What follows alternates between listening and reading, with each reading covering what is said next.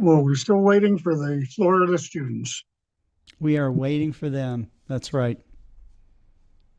The entire graduating class, or maybe ungraduated class. Not sure.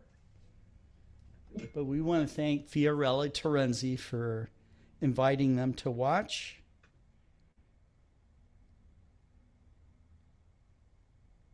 Oh,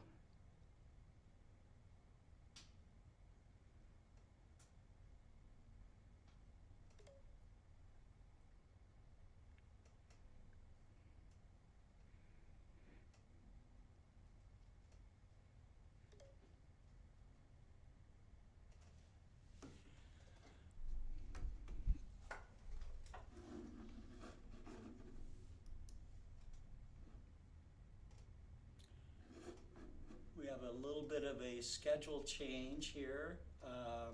Paul Cox from SLU is sick and cannot make it tonight. So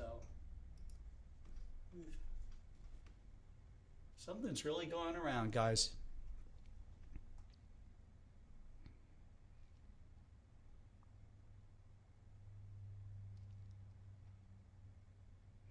Mike Wiesner's already on.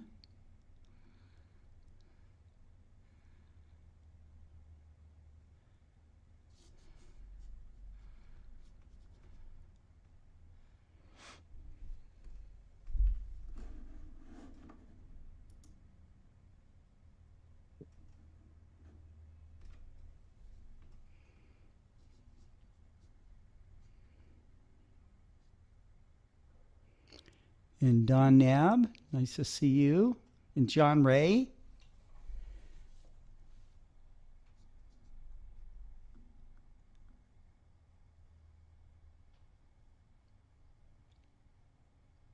And hello to anyone else that's not chatting with us but watching. So,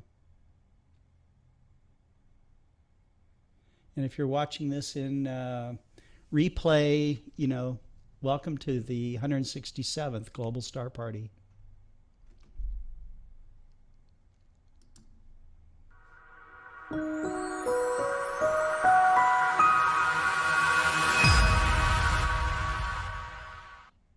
Using NASA's James Webb Space Telescope, a team of astrophysicists has gained the longest, most detailed glimpse yet of the void that lurks in the middle of our galaxy.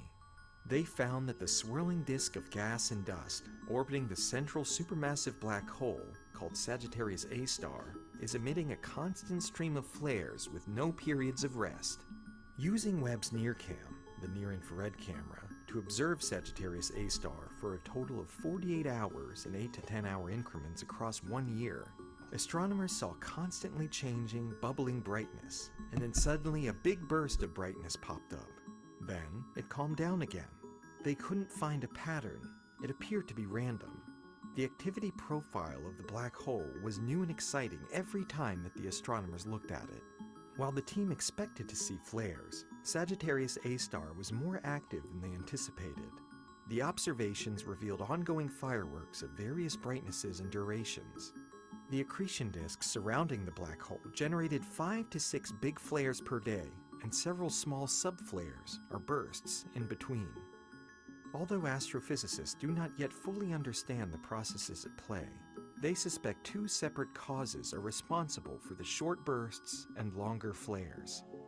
They believe that minor disturbances within the accretion disk likely generate the faint flickers. Specifically, turbulent fluctuations within the disk can compress plasma to cause a temporary burst of radiation. For the big, bright flares, astronomers think the cause is magnetic reconnection events, a process where 2 magnetic fields collide, releasing energy in the form of accelerated particles. Traveling at velocities near the speed of light, these particles emit bright bursts of radiation. These new findings could help physicists better understand the fundamental nature of black holes, how they interact with their surrounding environments, and the dynamics and evolution of our own galactic home.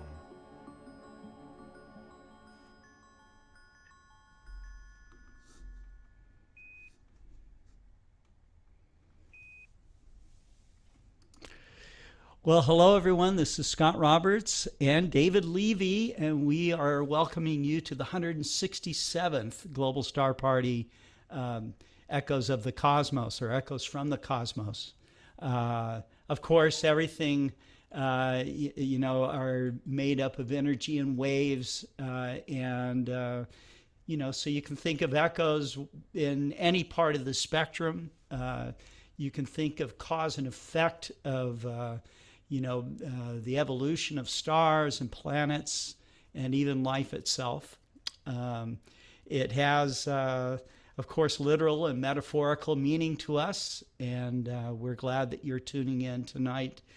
I also want to thank Dr. Fiorella Terenzi for inviting the students of Florida International University to watch tonight. Very happy that you're here, and I want to turn this over now to David Levy. David, thank you for coming to Global Star Party. Well, thank you, Scott, and it's wonderful to be here today. This has become quite a tradition to have these. At first they were weekly, and now they're like, I'd say about every 3 weeks or so. And I really do look forward to them. I look forward to John's lecture about the Astronomical League, and certainly to David's presentations that he does. And mine, I was going to do a real short poem today, Oscar Wilde from Lady Windermere's Fan. No, we're all in the gutter, but some of us are looking at the stars. And that sounds pretty good, but the poem that I wanted to read you today is a little bit different. And I think I've read it to you before, but this is the poem that I wrote about 7 or 8 months after my wife passed away. I wrote this in June of 2023, and it's called Wendy Amongst the Stars. Each day I awake. Today is the day. I look towards her. She is not there. My heart goes on, but do I care? Will anything let in some ray? The night is dark, it is dark as coal. The sky is stars from west to east, from south to north, just like a feast, a pill, heaven sent to calm my soul. A telescope stands, it stands and waits for my eye. It asks just one brief look, forward through space like an open book, and back through time, open wide the gates. I see a star. Why is it there? Lapis philosophorum, philosopher's stone, that strikes the night, it ushers me home as part of a pattern to learn. I dare. But reason not. General relativity, gravity's geometry, no speck of thought, no idea works, no system bought, a space-time crash to save its dignity. She's a part of me, a beam of light amongst the stars, in the sky, a plant, not there, but there, my soul enchant, from grief to joy, all through the night. Thank you, Scotty, and back to you. Okay, all right. Well, we have our next speaker is John Goss from the Astronomical League, and John is a stalwart at the League. I don't know how many years he's been with them, but I think for over 20 years. He's holding up 30. It looks like 25 or 35. Anyways, but very friendly individual, very knowledgeable individual, and always someone that we look forward to having on Global Star Party. I also look forward to seeing John's illustrations and presentations. I think he does most of the illustrations of star maps and how to find things in the night sky, perhaps all of them. And he has a certain style which I really enjoy, so John, thanks for coming on to Global Star Party. Well, thank you, Scott. Hopefully, I won't flounder around too much tonight. Oh, Uh, no b- problem. Before I get started, I want to say something to David. That was a really nice poem, and that might make a good preface in your next book. I think Thank you. people would like seeing that. It gives something, You, it gives John. it an added touch to it all. Thank you, John. And you beat me to it because I am working on my next book and I am going to include that poem in it. And Oh, thanks okay. for recommending it, John. Well, I'm sorry if I spoiled any secrets there, but I thought it was a good idea too. Yeah, thank you for having me on, Scott. Yeah, Uh, absolutely. I, and Absolutely. as you know from a lot of my talks, I have something which I think is kind of planned, and then at the last moment I change things. Well, okay, That's okay. we'll see where I go with. I think it. I was thinking about something this afternoon, so I'll try to start with it as soon as let me see. I can share, correct? Let me see. Can I? Should be able to share. Let's see about this. Okay. There we go. Well, this isn't how I intended to start, but let's go ahead with this. I just wanted to give a little promo for 2 weeks from now on August. See where I am. On March 7th, 7 p.m., we have the next Astronomical League Live with Bob King, who I think a lot of you know.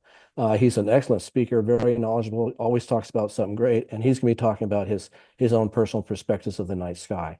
So try to make your calendar free. Tune in to watch this either live or recorded afterwards. It'll be interesting. Okay, this is not the title of my talk, but this is how we're going to start. From the spectacular to the sublime. Now, this picture needs no introduction. You all know what it is. M31, the Andromeda Galaxy. A friend of mine, Ed Dixon, shot this, and I saw it, and I thought, that's a really nice looking shot. And I started looking at it, and I thought, yeah, that spiral galaxy, M31, what's about 2.6 million light years away, 150,000 or greater light years diameter. Looks pretty cool. What else can we tell on this? Well, we got some dust lanes. We're not seeing it edge on, but it's kind of getting towards that way. Well, what would a galaxy look like? What would M31 look like if you could view it from high above it? View it 90 degrees, straight down, either from its south pole or its north pole. See what happens. Well, I started thinking about that. Thought, well, let's give it a try. Turn the image sideways and then stretch it. And it'll give you a perspective that so many of us don't have. Well, none of us have, but it would be pretty cool to see what the Andromeda Galaxy would look like from high above its north galactic pole. So what would that be? Well, if we stretched it, there you go. Yeah, you can kind of see there's some spiral arms in it. You can see off on the right-hand side a bunch of dust lanes, but those are the dust lanes that we see because it's viewed at an oblique angle. But yeah, it has a nice center to it, and you can kind of see some dust lanes in it. Spiral galaxy. It leads me to start thinking, okay, so here we are hovering above Andromeda, and we want to turn back to our own galaxy. What would the Milky Way look like? What would the Milky Way look like if we could view it high above either the North Galactic Pole or the South Galactic Pole? Well, astronomers believe that this particular galaxy resembles our own pretty closely. This is about 380 million light years away, so it's nothing that you're really going to see. It's certainly not a showpiece in the sky like M31 is, but it's something to consider. We live in a barred spiral with a number of spiral arms coming out. And what I would like to do is somehow or other segue this talk or this introduction into my talk. So this is what we're going to do, I hope. We're going to zoom in deep inside this galaxy. We're going to pretend it's our own. Come in close. We got in the circle there was our own little sun. I don't know if you can see it on your screen because I had to make it as dim as I could because in reality, you probably wouldn't be able to see our sun even from this close distance. Off to its lower left is the Orion space, and I put in 3 little belt stars just to signify this. That's Orion. To the top of the screen would be the Sagittarius section of the Milky Way. So this is kind of our situation here, which we're on our home star and we're going to be looking at Orion. And tonight I'd like to talk about that constellation. I don't want to talk about M42. We always do. It's a great nebula. It's one of the coolest things to see in the sky. Binoculars, small telescope, larger telescope still. It is really good. It gets better and better and better. So I think a lot of times when we look at Orion, we zoom in on that and forget about the rest of the constellation. So I'd like to point out a few of the attractions that the stargazer can see, either unaided eye or binoculars, and sometimes with a small telescope.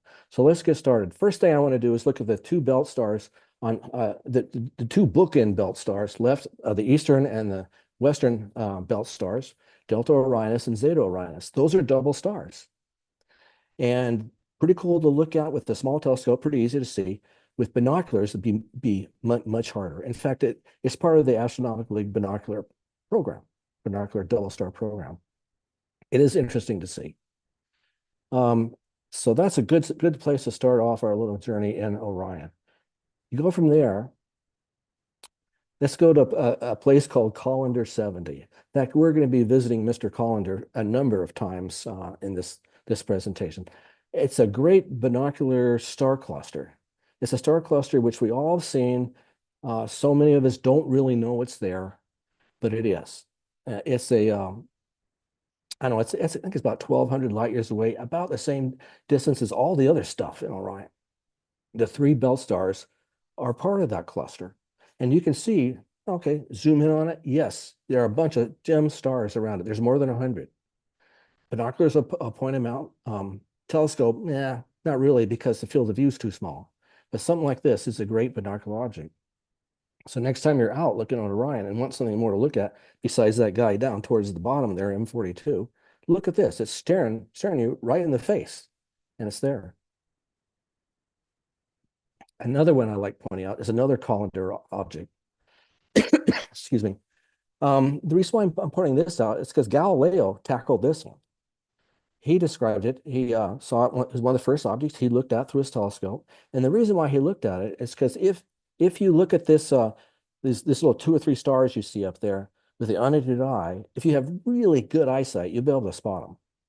But if your eyesight isn't quite so good, that it'll get kind of blurry. And he wanted to look at it to prove that a lot of these fuzzy objects in the sky, blurry objects in the sky, were really a agglomeration of stars, including this one. So looking through a small telescope or even binoculars, you'll be able to see it's not just 1, 2, or 3 stars, but it's a number of them. And there's Galileo's depiction of it down there on the lower right. I guess he wasn't really that great of an artist, but I can kind of picture some of those stars that he got. This is an object for you to look at tonight, right at the top of Orion. It's called the Orion Head Nebula, I believe, in general discussions. Orion also has variable stars, a nice carbon star, RT Orionis. It's something that you will have to really, you can use binoculars to look at it, and it varies in brightness of, I don't know what's its period, it's probably like 300 days, but it's probably about half a magnitude or a little bit more that it varies. So keep an eye on that. Look at its variation in brightness, yes, but also look at its coloration. Try to note how that changes a little bit as time goes on, as its period progresses. So that's another object to look at. And it's part of the Astronomical League Carbon Star program. You know, the League has all these different observing programs to help you investigate the night sky, because there is so much up there. Sometimes you go out and you go, yeah, let's look at Orion. Okay, let's at M42. Great. Now what? I don't know. I'm all, you know, it's too much. So this helps you find a lot of stuff. It keeps things clear in your mind, all these lists. Here's another Colander object. And this is one that a lot of us have seen, but we miss all the time. Colander 65. It's really easy to find. It's a great binocular object. In fact, the whole thing fits inside one binocular field of view. You look at the Bellatrix, which is the upper right-hand star of Orion, and you look above it to Beta Aurigae, which is a fairly easily seen star, and about halfway between those two is this section of the sky. Aim your binoculars at it, and just about every star that you see in there will be part of this cluster. It's a true cluster. Like all the other stuff on Orion, it's 1,000 to 1,200 to 1,300 light years away. But there are a number of stars. In fact, to me, it looks like it's an arrow pointing to the west. But go ahead and give that a view after you look at the other colander object.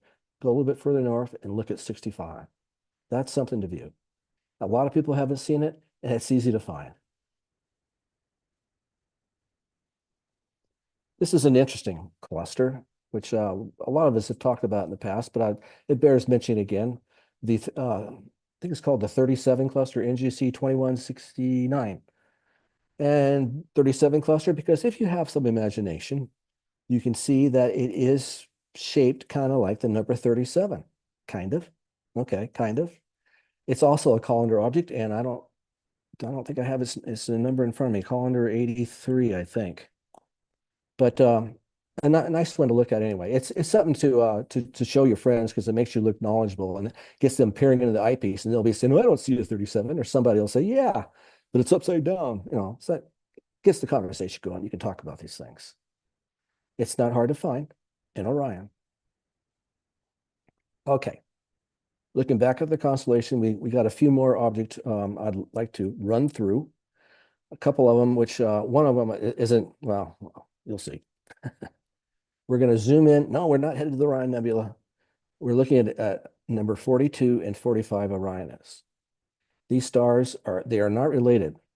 They're more what you call an optical double. They're right next to each other. They're about 4 arc minutes apart, which 4 arc minutes is typically said what a person with average eyesight or good average eyesight, they should be able to see to split something like that.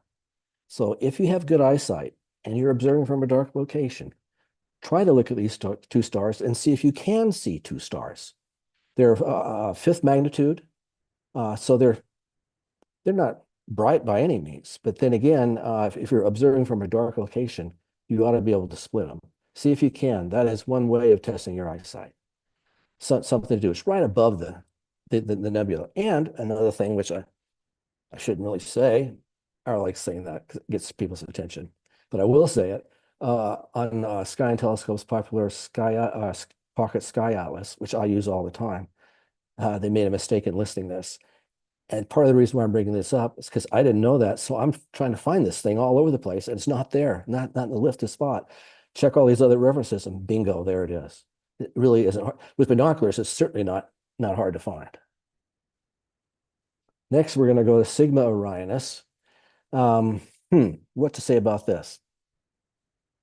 It's a multiple star system for sure. There are like 6 different components. There may be a lot more. It may be considered to be a really small star cluster. There are, let's say, another half dozen to a dozen stars in the area, which I thought that might belong to it. But through a telescope, this is what you're going to see. And the more you look, the more stars you're going to see, because you can see some of those are actually very small double stars close together.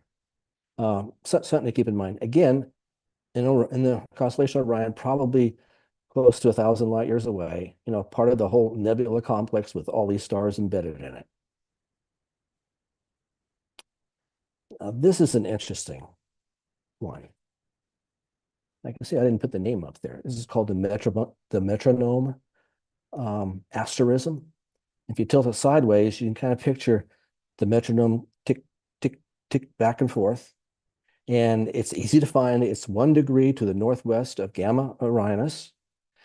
These are about 8th magnitude stars. So yeah, in binoculars, you'd be able to see it. Telescope would be a little bit better. But they aren't related. This is just somebody who said, hey, this looks pretty cool. I'm going to make a note of this. And there it is, the metronome asterism. It's part of the Astronomical League asterism program. It's one of the ones you can see. Easy to find. I think this might be my last one. This is NGC 1662. A cluster, very sparse, not much to it. And I kind of putting it on there because I'll let you know that it's another colander object, and I can't remember what it's called, colander 55. And this is Sigma Orionis. To me, it looks a lot better than this thing does. But it's another object up there. You can go ahead and try and give it a good shot.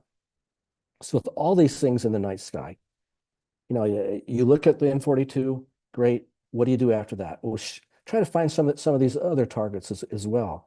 As you can see, I have what, 6, 7, 8, 9, 10 of these things up there, and I missed a few, kind of on purpose because I think I'm running out of my scheduled time here, but I wanted to make sure that I could cover all this stuff. So when you're out with Orion, look at M42, then go on to some of this other stuff.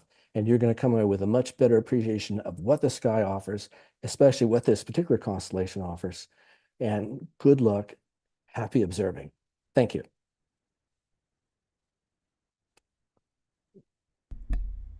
Okay. So did we talk a little bit about the Bryce Canyon event? I have not said anything about that because I thought we might Yeah, talk about it let's right remind now. our viewers about Astrocon. Are there any spots left at all, or Yes, there are? Okay, there great. are, but I say, we say this every time. You better do it quickly because they're going fast. Most conventions we hold in June or July, and there's a lot of spots available in May. But with this one, I think they're all going to be full probably by the end of March. So if you want to go, put it on your calendar and start investigating it and try to get your spots now. Really, with the limitations uh, is really one of accommodations. We have the hotel accommodations, which is at Ruby's Inn and Lodge. That has a few hundred rooms. We have camping. We have both recreational RV camping and primitive camping. But still, once those spots are all full, man, there's no place to put anybody. So that's when registration closes. Go ahead and take a look at the schedule and all that, because you'll find that there are a lot of great workshops. Um, the skies there are fantastic. Workshops in the day, in the evening. You'll meet a Right. bunch of people. You get to go out and observe with them. Um, you'll have a good time. You'll have a great time. You'll meet the Dark Rangers. You'll meet, uh, some amazing people and make some new friends. I do that every time I go to Astrocon. But this one's called It's Ast- called Astrocon. it's called And Astrocon. Astrocon. Normally, it's called Alcon. That's right. Yeah, normally it's Alcon, but this is called Astrocon because we have 19 vendors. Maybe it's 18 vendors. Wow. Maybe it's 17, but it's one of those. So there are, should be a bunch of places for you to look at, Sure. products and stuff. And I know Scott will agree with me on this. This is a great place to come and sort of kick the tires. You have a Yep. telescope or eyepieces or finder scopes or star maps or programs or clothing or whatever. You get to see it before you buy it. If you don't like it, well, okay, you move on. But it'll be worth your time. I know you'll It'll be like it. worth your time. Absolutely. All right. Well, John, Thank you. thank you very much. Thank you. Um, uh, our schedules juggled here a little bit. Seth Shostak was due to appear on next, but we're going to move on to David Eicher, who's just getting back from the iHeart Pluto Festival. And I think he brought some props with him, so that's kind of cool. And I wish I had gone, but maybe next time. David? You'll have to come next time. It was great fun, and I've heard about it for a number of years. I've been involved with Lowell there for quite a while Oh, yeah. on the board, but I have not been to the iHeart Pluto Festival until this year. It happened about a little more than a week ago now, because it has conflicted with the astronomy magazine Star Party that we've done in Tucson for some years. So this I time I'm see. away. Michael paid attention to things here, and I ended up hosting the main session of the iHeart Pluto Festival. So I thought I'd talk a little bit about what happened a week and a little change ago in Flagstaff. Right. Now, I'll say something about the Lowell Observatory staff and Pluto. They know it's a planet, okay? Right? Well, I'll talk about, I mean, Alan Stern was there, and some of Yes. our friends who think that it was proper for Pluto to be demoted started discussing that with Alan. Let me just cut to the chase and say Alan pretty well put them into their place there with Oh, the yeah. logic Oh, of yeah. the argument there. So I'm sure don't he put did. astronomers at the IAU in charge of planetary science decisions is the short version That of was that a story. short Yeah, answer. yeah, Yeah. yeah. Okay. I'm going to let you take it from here. Thanks, Scott. So I'll share my screen. It was about a week and almost a week and a half ago now that we experienced that I experienced my first iHeart Pluto Festival. But this is now an annual event in Flagstaff. So let me share my screen, and I will attempt to share the right thing. That'll make it more proper. And can you see that on Yes. your screen? And in that case, if you can, I'll start a slideshow and just talk a little bit about what happened there. And I was really privileged to be there with some old friends. David, who was there to speak about Pluto and his biography of Clyde Tombaugh, of course, the biographer of Clyde. Clyde was our old friend, more so with David, knowing him very well. But we both hung out with him quite a bit in the later years of his life, and he was something else. I'll ask David maybe in a few minutes here to recite his favorite Clyde joke. That this is a joke that Clyde told. Clyde would rattle off a pun about once every 2 minutes for an entire evening at a time. It was absolutely unbelievable. Most of them were crow-related jokes too. Puns rather. So he was something else. And David being there, I think at the festival, I think you had a really good time, Oh, yeah. David. Sure. And Alan Stern, our other buddy there, who was, of course, the principal investigator of the New Horizons spacecraft that flew past Pluto in 2015 and gave us our first clear understanding of the Pluto system and its large moon Charon and its several other moons as well. Then we had a special guest there as well, Adam Nimoy, who's the son of Leonard Nimoy. So we got Star Trek in the mix there, and some amazing stories that I'll mention from Adam about Star Trek, about fandom, about Hollywood, about his father, about all kinds of things that were really fascinating to hear about. So this happened about a week and a half ago for a few days and will happen again next February. It's nominally held on February 18th, the Pluto discovery anniversary date, but only when it really lines up with a good weekend, which it was a little earlier than the 18th this year. But it was a lot of fun, and we had a great time and a great crowd. And just to talk very quickly about, this is probably stuff I already just talked about here, but it took place the 13th and a few days thereafter in Flagstaff. The main event, the talk that we had quite a number of politicians there, the mayor of Flagstaff and an Arizona representative who's turning into a pal, who's very pro astronomy and helping to get a number of astronomical projects done. And of course, David and Alan and Adam and I. So the politicians talked for about, half an hour, 45 minutes. Then I think the four of us had about 90 minutes or so to talk about all things Pluto. And we also talked, of course, about Comet Shoemaker-Levy 9 with David being there. And we had great questions that went on and on from the audience. And it was really cool because I had never been inside this theater, which now really hosts concerts. But the Orpheum Theater in Flagstaff, which really is just down Mars Hill into the base of the town there, not very far from Lowell Observatory. That's where Clyde went the night after he discovered Pluto and realized that is what he had found. And he went down and saw Gary Cooper in the Virginian in this theater that evening. So it's really, you can kind of feel the aura of Clyde in that theater, just as you can, of course, staying in the so-called apartment in the Slifer building up on the hill where Clyde lived when he discovered Pluto as well. So, as I mentioned, we had a great panel discussion that went on for a long time, and it was David and everyone else they were fantastic, just talking about everything, all sorts of incredible memories about Pluto, about Clyde, about things that Clyde said and how he felt about things, the New Horizons mission, and of course, Adam with Star Trek and his recollections of his father.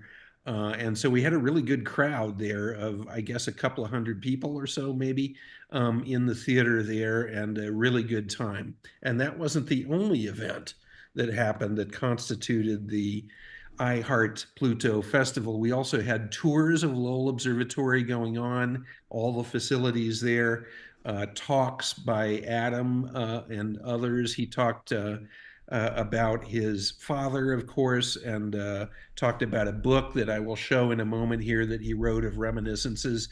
And he showed a film that actually came out in 2016 that he produced late in Leonard's life about his father and about Star Trek. That is a fantastic film that you can find on Amazon Prime if you'd like to see it. We also had the unveiling of a new beer.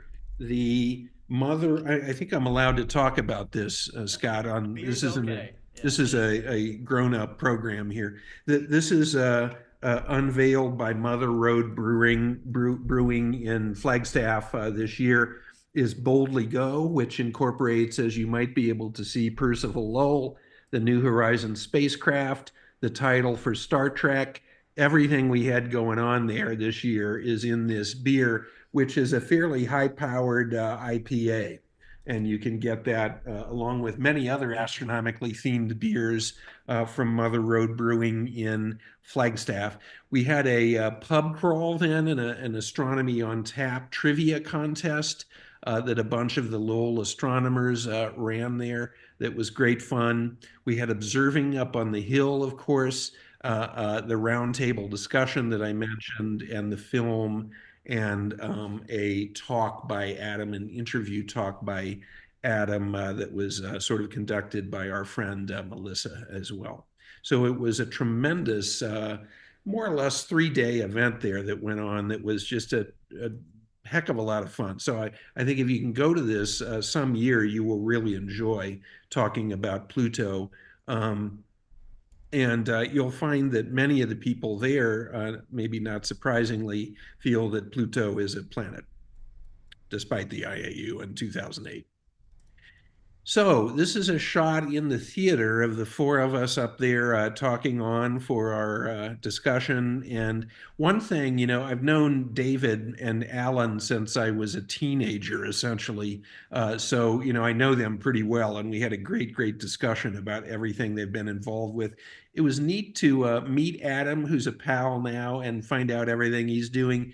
He's been an attorney and then sort of turned into being a director in Hollywood and directed a bunch of drama programs and also some movies as well. Really interesting guy. And I'll talk a little bit more about his life history that is quite interesting in a moment here. But it was quite special for me to hear, you know, what are his favorite Star Trek episodes was one question we had for him. And I was really pleased that one of the few that he mentioned that he thought was really special is, the Trekkies will recognize this, is the Menagerie, that 2-part early, sort of a redone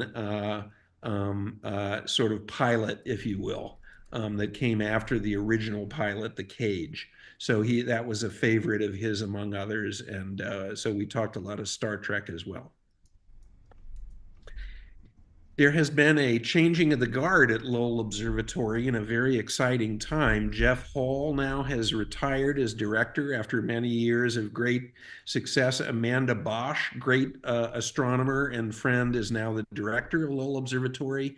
You may have heard this, but several months ago at Lowell, we inaugurated a huge $55 million new museum, Astronomical Discovery Center there, that is going gangbusters there, in addition to all of the history that happens on Mars Hill, and the large telescope that I'll show in a minute that is a very cutting edge instrument that's down at Happy Jack, about 20 miles outside of Flagstaff, that's doing a lot of cutting edge stuff.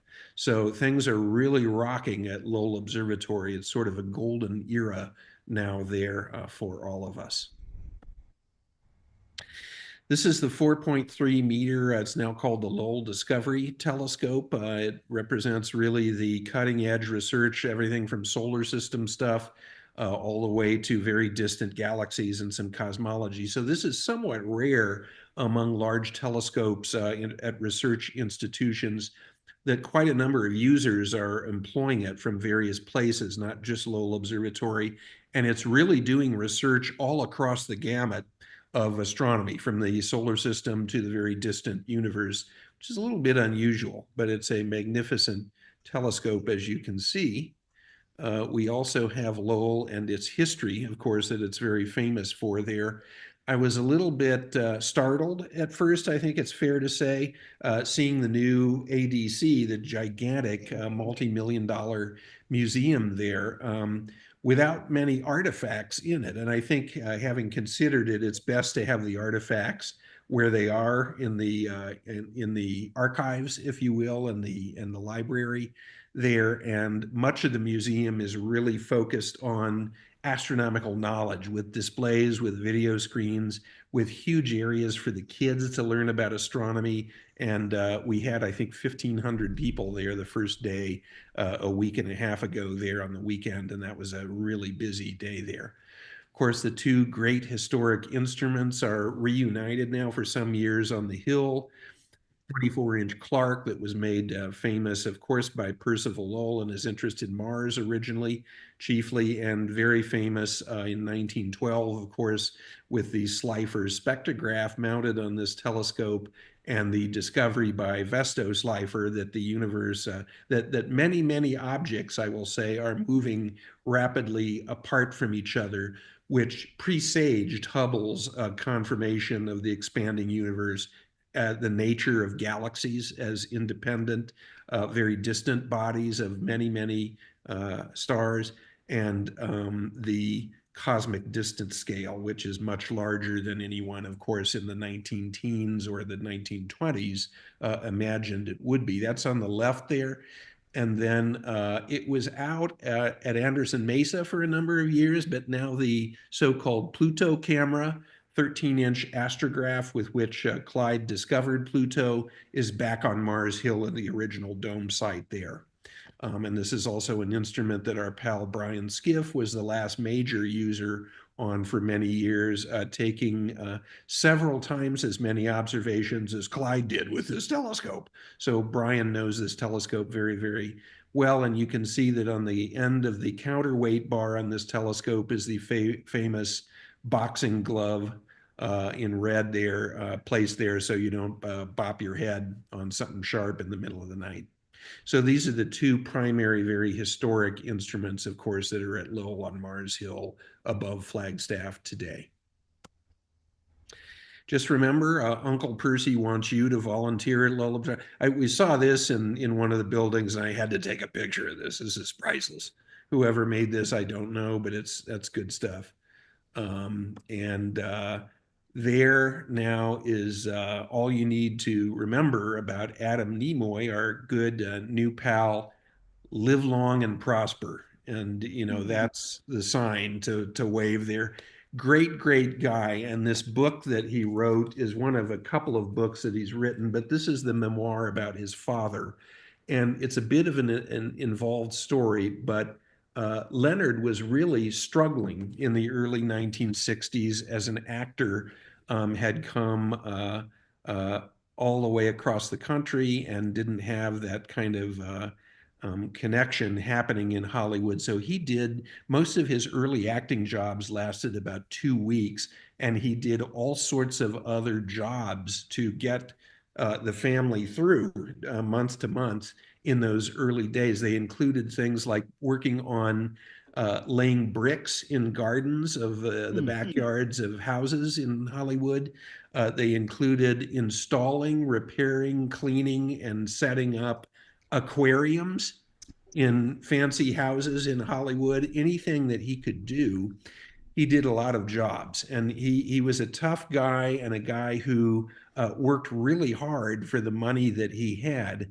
And a pretty old school guy, Leonard, in many respects. Now, when Star Trek struck, it was a big success almost right away, although, it really garnered its legends in reruns later. But it was a success for quite a while there with Paramount.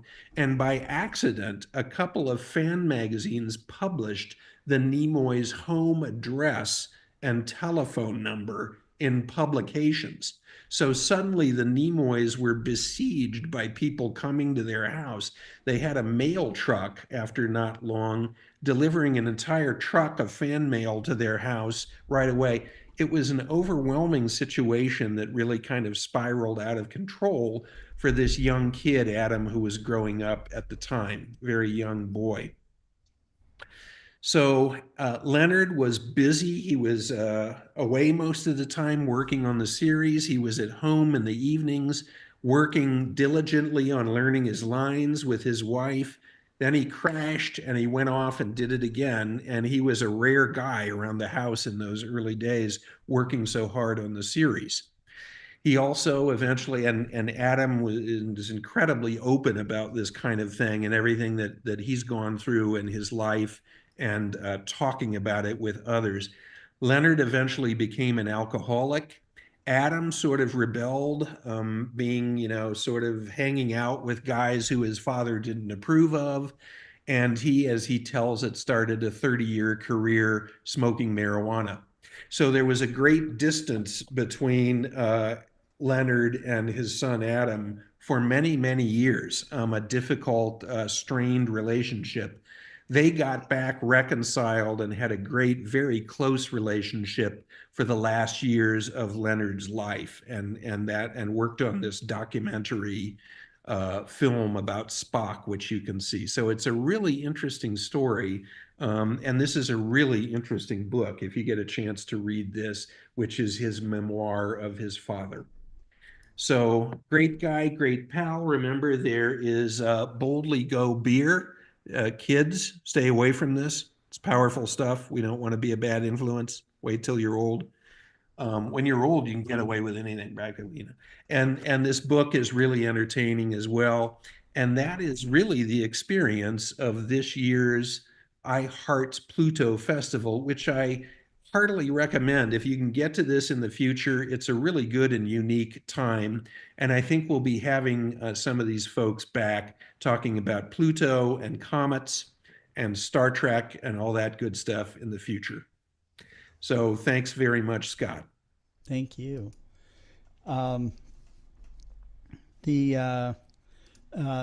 comment about Leonard Nimoy becoming an alcoholic is a surprise to me. Of course, I think it probably is to a lot of people. But the pressures of doing something like that are enormous. And, I can understand how someone might take refuge in something like that. So it's tough. And but it looks like eventually he prevailed and was able to reconcile and all of those things. So that's all good. And the title, "The Most Human," now I get it. It's like, right. God, what a strange title for Leonard Nimoy. So yeah. You But kind he of had think to that be, maybe of he course, might have carried over that logical thinking persona over into his real life. I don't know if that well, happened and or he not. was a very austere, serious guy. Adam talked about this at great length, a little bit on stage and a lot with us hanging out. He would be, pretty much similar to that, cold analytical character, if you will, of Spock. Hmm. So this is what you think Came he natural wanted to him, I guess. to do with your life, is hanging Hmm. out with these guys and smoking pot. Where do you think that's going to get you, young man? Kind of that. I don't So know. that's Yeah, that's how it was, that's how he So, was. Huh? and that was a Now, revelation to me as well. Yeah. David Levy, I've been at David Levy's home a number of times, and there's a photograph of Leonard Nimoy with David. You knew Leonard Nimoy, is that right, David? Yes, I did. I knew Leonard. I met him. Carolyn and I met him when he was at Lowell a number of years ago. And I really enjoyed meeting that man. And I love the two books that he wrote. I Am Not Spock, and then I Am Spock. And they're both so appropriate because I think it was after the second movie where Spock actually dies that Nimoy decides he is Spock. And I think that's really pretty definite. Hmm. I wanted to point out that I'm having a lot of difficulty with your audio today. Oh, And I'm not sure how long I'll be able to stay on, but I will do my best. okay. All right. Well, that's fine. Um, Up next, we're going to have Miracle Marcel. He is an astronomer and astronomy educator from Africa, and he prepared a video for us so that we could get a good transmission from his program.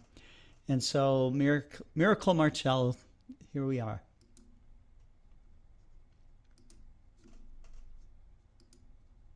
Hello, my name is Miracle Chibuzo Marcel. I am the founder and the director of the largest citizen science community in Africa called the Pan-African Citizen Science E-Lab. So in this program, I'm going to be talking about our project and our achievement over the past 3 years. So in table of content, I will be introducing Lab, our key project, and our results.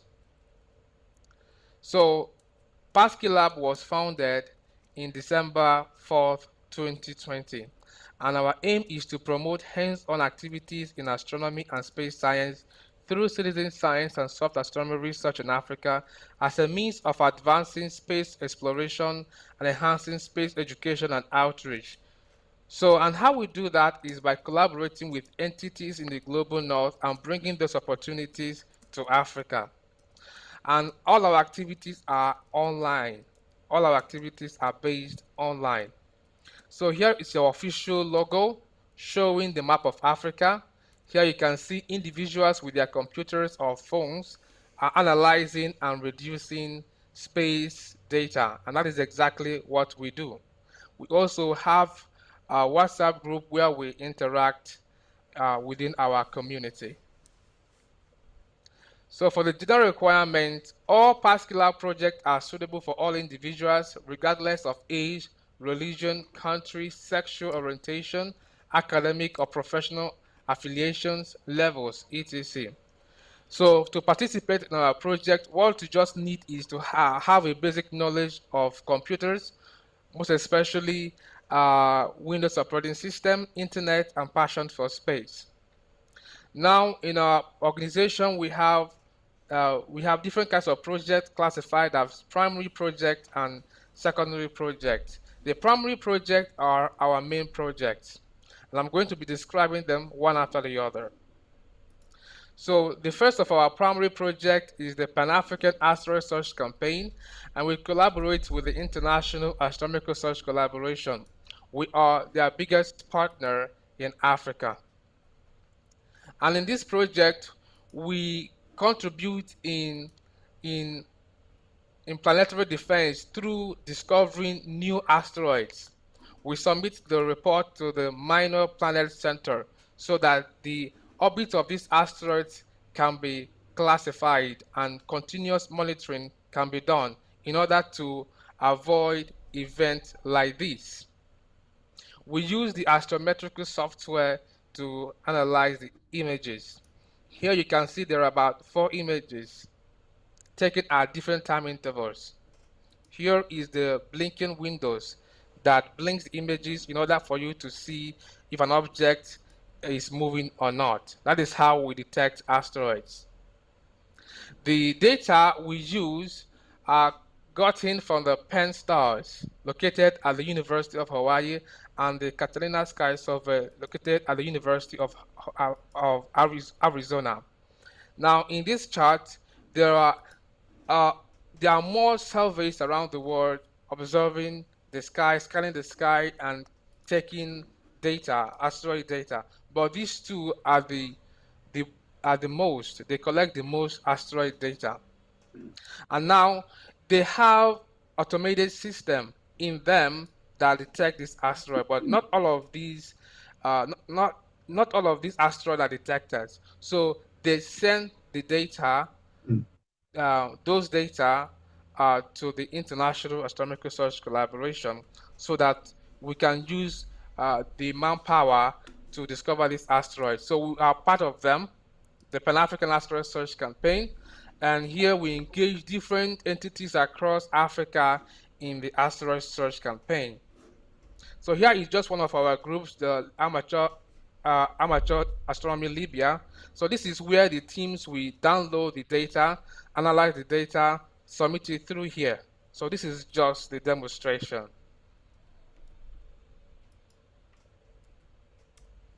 So for the tools, to participate in the asteroid search, our participants would need Windows operating system, internet, and Astrometrical. Astrometrical is a free software. Now, in training, we have recorded videos in English, French, and Arabic. And here is just one example of one of my recordings in English. We also have Arabic and French. We have some of our members volunteer and develop those videos in other languages too. We also conduct online training via Zoom. So far, we have discovered 32 asteroids, and those asteroids were discovered by about 60 of our citizen scientists. However, we still have hundreds of preliminary discoveries that are yet to be confirmed. So here is the academic calendar for the new academic year. We started this August. It runs every month till May. That is how we conduct it every year. So here is our second project, Exoplanet and Photometry, and we collaborate with NASA Exoplanet Watch. So in this research, we contribute data. We contribute data in order to refine the mid-transit period of already discovered exoplanets in order for the future missions like the James Webb Space Telescope to study them again and in details in order to detect if there is life or no life in them. But the reason why we are doing this is because when these exoplanets were discovered by the Kepler and the TESS missions, their periods were not accurate. So we are actually redefining their mid-transit time in order to improve their period. So we reduce the data with exotic software to produce this light curve. And after that, we submit the report to the American Association of Variable Star Observers. To participate in this project, we have 3 sources of data. Through the Exoplanet Watch website, you can request data directly from NASA. They would give you data if you submit your email there. We also have access to the Micro Observatory. There you can schedule your own missions. You can observe stars, okay, using the Micro Observatory. So this is the process of scheduling. And after requesting it, the Micro Observatory is going to turn around to focus on that spot. We also use the Lost Commets Observatory for observation. We are part of the Global Sky Partners of the Lost Commets Observatory. We have about 100 hours of observation time for our research and other endeavors also. So the tools for this research: any operating system, internet, Gmail. Gmail, not email, because this exotic program is a Python program and it is mounted on Google Colab. So to be able to have access to it, you need a Gmail. And all the software is online. For the training methodology, we have recorded videos. I also offer online training via Zoom. And here's an example of the recorded video. So in this project, our aim is to make our citizen scientists to contribute to peer-reviewed publication in order to enhance their academic and professional status. But being citizen scientists, they do not have advanced level of astronomy in order to carry out professional astronomy research. So we sought for some research they can do without advanced knowledge of astronomy, and one of them is on double star research.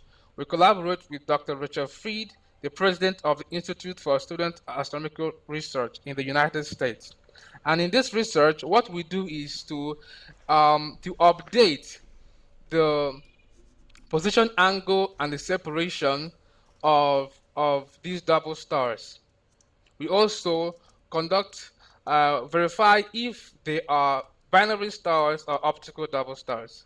So the students write papers, they write manuscripts on their findings and submit to the Journal of Double Star Observation.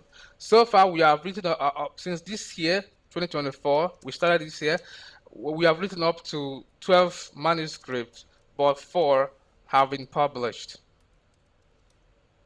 So in the training methodology, we have recorded video like this and online interaction with the research instructor. For the tools, you can use any operating system. You would need internet, you need AstroImagery and other programs. Then we have radio contact to ISS with amateur radio on the International Space Station. This opportunity is going to allow our African citizen scientists to interact with astronauts aboard the International Space Station in order to ask them questions. This is a project that is usually seen in advanced countries. However, entities in South Africa and Morocco also conduct this exercise, but we are the first organization that is going to bring it in the African society, and we hope to make it permanent. So here is an AI generated image of how the event is going to be. The students are going to interact with astronauts via Zoom, and we are getting prepared to conduct this starting from 2025. So in the astrophoto visual development, we teach our citizen scientists how to process space images to produce colorful visuals. So we teach them how to process images from the Hubble Space Telescope, the James Webb Space Telescope, and the Los Commons Observatory. So for the training methodology, we have recorded videos, we have online training via Zoom. We have Photoshop training, we have GIMP. So in our telescope giveaway program, we collaborate with GNP Groded and AFERS in distributing telescope across Africa. And the purpose of doing this is because we are working with a whole lot of teachers across Africa. And some of them, they need this telescope for their teachers training program. So we collaborate with this organization to distribute telescopes to them. Another purpose of this telescope giveaway is that there are some countries in Africa we find it so difficult to recruit citizen scientists. So it means that the astronomy knowledge in those places are very low. So when we find somebody from that place, we give that person telescope for astronomy outreach in order to spread astronomy and also to recruit citizen scientists. Live observation via SLU Webb telescope. So we use the SLU telescope for live observation. Here is the dome. We use it to observe the moon, the sun, live, okay? Live observation, not through email. Live observation. We can also use it to observe deep space images. And most importantly, we use it to observe eclipses. Like these are the pictures from the eclipse that happened in North America in April of this year. We're observing it right from Africa while it is happening in America. So here is the map of the world showing the different places in the world where the SLU telescope is located. So they have location in Chile, they have location in Canary Island. and they also have location in Australia. They also have mobile telescope. They move around the world for eclipse observations. So in order to evaluate our result, we issued surveys to our group leaders in order to know how they are adopting our project in their classroom. So from the survey, we got that 691 citizen scientists have been engaged across 45 countries in Africa. Mind you, there are about 54 countries in Africa, so 45 out of 54 countries have been engaged. Now, we have about 70 groups. We work in groups. We don't work individually. We work with groups. Now, out of those 70 groups, we classify them according to levels. For instance, A is equal to 15. A represents national space agencies, national astronomical societies, national observatories, and other national entities. B is equal to 25, representing university groups. And C is equal to 30, representing private astronomy organizations and also including secondary schools. So here is the gender identities. Most of the people that fill the surveys identified as male and female. Levels of education, we have secondary schools, we have bachelors, we have masters, we have PhDs. So from here you can see that bachelors have the most participation. And for these PhDs, the PhDs are mostly university researchers and lecturers adopting our project in their classroom and engaging these students. So our particular project, the 4 active ones, from the survey, we discovered that the asteroid search is the most pronounced, although others we recently incorporated them. However, the asteroid search has been with us since the past 3 years. So here is the year of participation of citizen scientists. We started this program in 2020, and the number, we keep recruiting people. The number have been increasing every year by year, and we are in 2024. So there are 5 geographical zones in Africa. So here are the population of citizen scientists from each of these geographical zones. So here is a map of Africa showing the countries where we have expanded our network. The countries in blue are the countries who have expanded our network. We are still looking for participants from Mali, from Mauritania, and Cape Verde, and other countries. So our project has been contributing to 6 out of the 17 SDG goals, Sustainable Development Goals, which are quality education, gender equality, decent work, and economic growth, gender inequality, reduce inequality, peace, justice, and strong institution, partnership for the goals. So we have written papers on about our organization, and also we are writing papers on each of our projects. So far we have written 2, and we are still writing more. So if you want to read everything about our organization that I have just explained now, I want you to go to our website and go to the publication page so that anytime we drop any paper there, you can have a look at it. You can also sign up for our newsletter so that you can receive a notification when the papers are ready. They are still undergoing peer review. So we are looking for collaborators across Africa and beyond. We are looking for collaborators. So if you are interested in collaborating with us, please reach out to us. Thank you so much. And thank you, Miracle, for that presentation. He is an astrophysicist and probably leading the largest citizen science program for youth in Africa, spanning over 54 countries. So really a great force in citizen science today. Our next program is with Adrian Bradley. Adrian is someone that shares his vision and his photographic talent for night sky photography. And we always enjoy having Adrian on. Thank you so much for being on the 167th Global Star Party. I think you probably are getting close to having about 100 Global Star Parties under your belt at this point. Yeah, I think so. I'm Right. seeing in Facebook, I'm seeing 3 years ago or 4 years ago, and there's a Right. picture of my face, the Uh-huh. Global Star Party. I'm gonna have to send you a new one, Scott, because I got more beard now. Oh, you got So more beard now. Okay.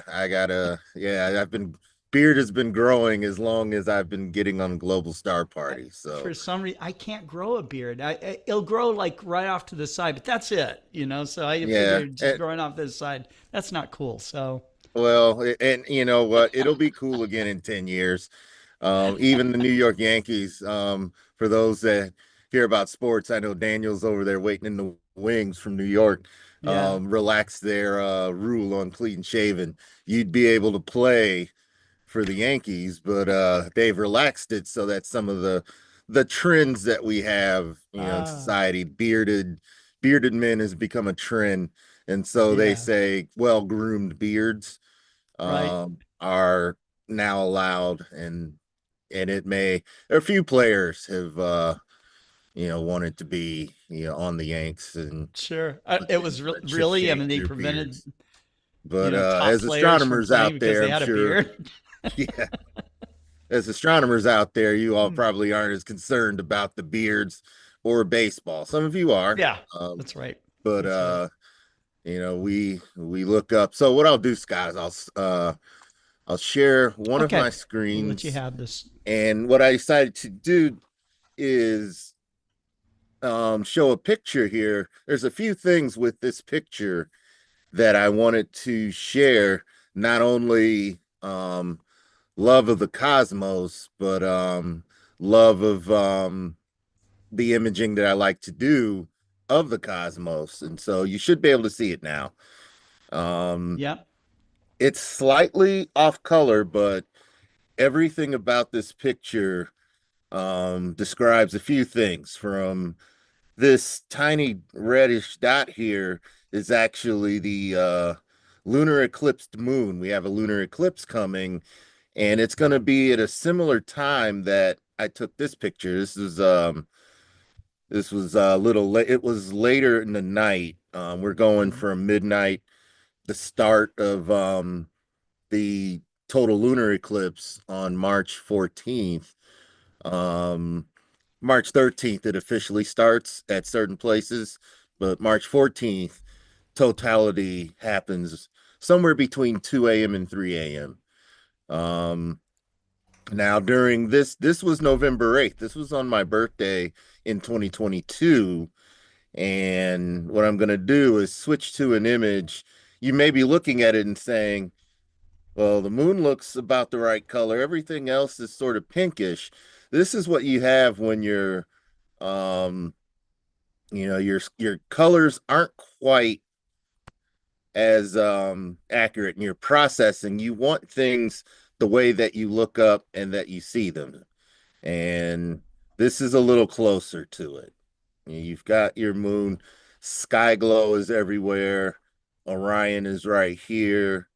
That's Sirius and Canis Major.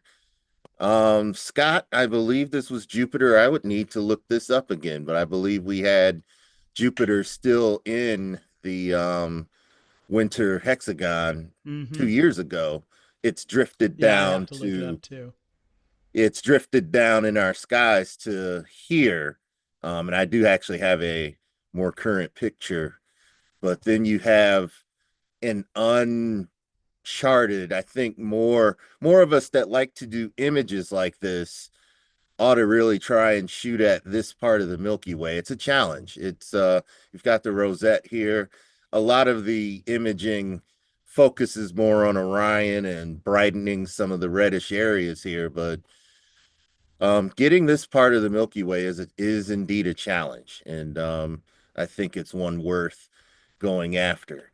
And it can be surprising to see in this wide angle photo of this lake. It's actually called a pond, but trust me, it's a lake. Um, it can be surprising to see the moon this little, but this is the proper aspect compared to the entire night sky. Now we see the moon, and we'll see how quickly this comes up. When we look up at the moon, we see it a little bit bigger in our sky. And this is, I use Lightroom Classic still to do a lot of my processing of images in the cosmos. So here you've got a picture that I took of the totally eclipsed lunar moon. Uranus is this bright. Looks like a star, but this was actually the planet Uranus here. And during a total lunar eclipse, you see the moon, and it's normally bright enough to cast a light and wash all of these stars out. You get to see those stars around the lunar eclipsed moon, depending on how you take the picture. You can capture how that looks. It while it's eclipsed, it's sitting there hanging in space, and kind of in the middle of the cosmos, so to speak. It actually looks, if we go with this image, this is an even smaller image, but I didn't, let's see what happens if we go highlights, all the stars start to show up. So it depends on the exposure you use. A quicker exposure does not do it very much justice. And then looking at it in relation to, this is one of the raw photos that I took, trying to capture. It's a composite I tried to make because you can see this ring. Let's see if there's a of it. This is me trying to capture that image with an actual photo. As daylight was coming in, the moon was beginning to get out of Earth's shadows, still bright compared to the other stars. And of course, stars aren't round. When you're out capturing the cosmos and you're looking at it, sometimes you just want to look up at the night sky and you try and capture what you see. And that was the basis behind the images that I took here. I think this is another version of that image, a little off color. And see, this was the image for the sky, and you can see the color of that lunar eclipsed moon. It washes out. So composites and a little bit of magic are done to get a final image that resembles what the human eye, some of what the human eye can see, and some of makes a certain things brighter that the human eye cannot see. If this ever loads, it won't be as pixely. Yeah, here we go. So some of what the human eye can see and some of what's really there that the human eye might not be able to make out. And that's always my focus for that. And so rather than simply focusing sometimes on just the big picture, if you will, this limb coming where it's not totally, this is maybe 97% eclipsed here, and I still took the photo of it, and then tried to process it. But rather than just focusing, I think, on the tight shots of things in space, sometimes I think it's a great idea to widen out a little bit. And this is, of course, you don't always take the perfect picture on the first shot. So the theme was about the cosmos and how it makes us feel. And part of the theme is those of us who love doing night photography like this, where we're taking pictures of the night sky. We're looking to process those pictures to show what the cosmos looks like from our vantage point on Earth. I haven't had a lot of opportunity to do a lot of imaging of the cosmos, but it is something I enjoy. And once again, I decided to take an image and just look up.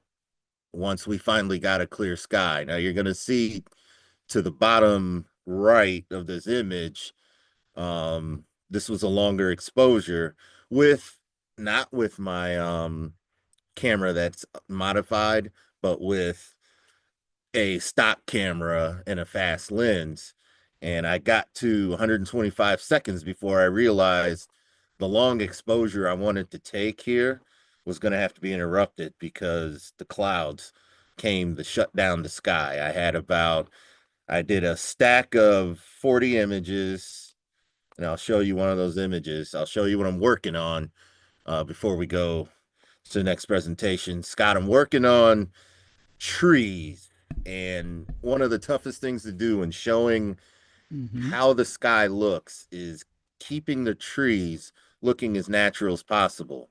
Stacking images is a great way to do that. But when you're in an area that's not quite as it's not quite as dark as some of the other darker areas, and you want to see if you can tease out data Milky Way and make it look, just a bit, bring out just a bit more than what might be visible. So what I'm going to do is see what happens. Those are 10-second images, and you see the trees got fuzzy. This was a 242-second image. So there's data trapped in here that I plan on pulling out, teasing out, and seeing what I can get, and stacking all of these images together along with that 4-minute stack and seeing what I can get. Trying to get a natural image is difficult, but can be done combining a few different techniques, because the ultimate goal is we essentially want the scene to look something like this. We want it to look the way it did before it. Let's take the highlights out briefly, and so it's not so clipped, and we're going to want the scene to look. We can do all this in post-processing, and the way the trees look here, the sky's a little bright. We're going to modify that when we process so that it looks more of the way that I remember it. And so as usual, I've shown pictures. I go after difficult times where there's different lighting going on with the moon and the sky, and try and combine those, because the cosmos isn't just about, when you do Milky Way photography, this is what you think of for Milky Way season. But the cosmos is here full time.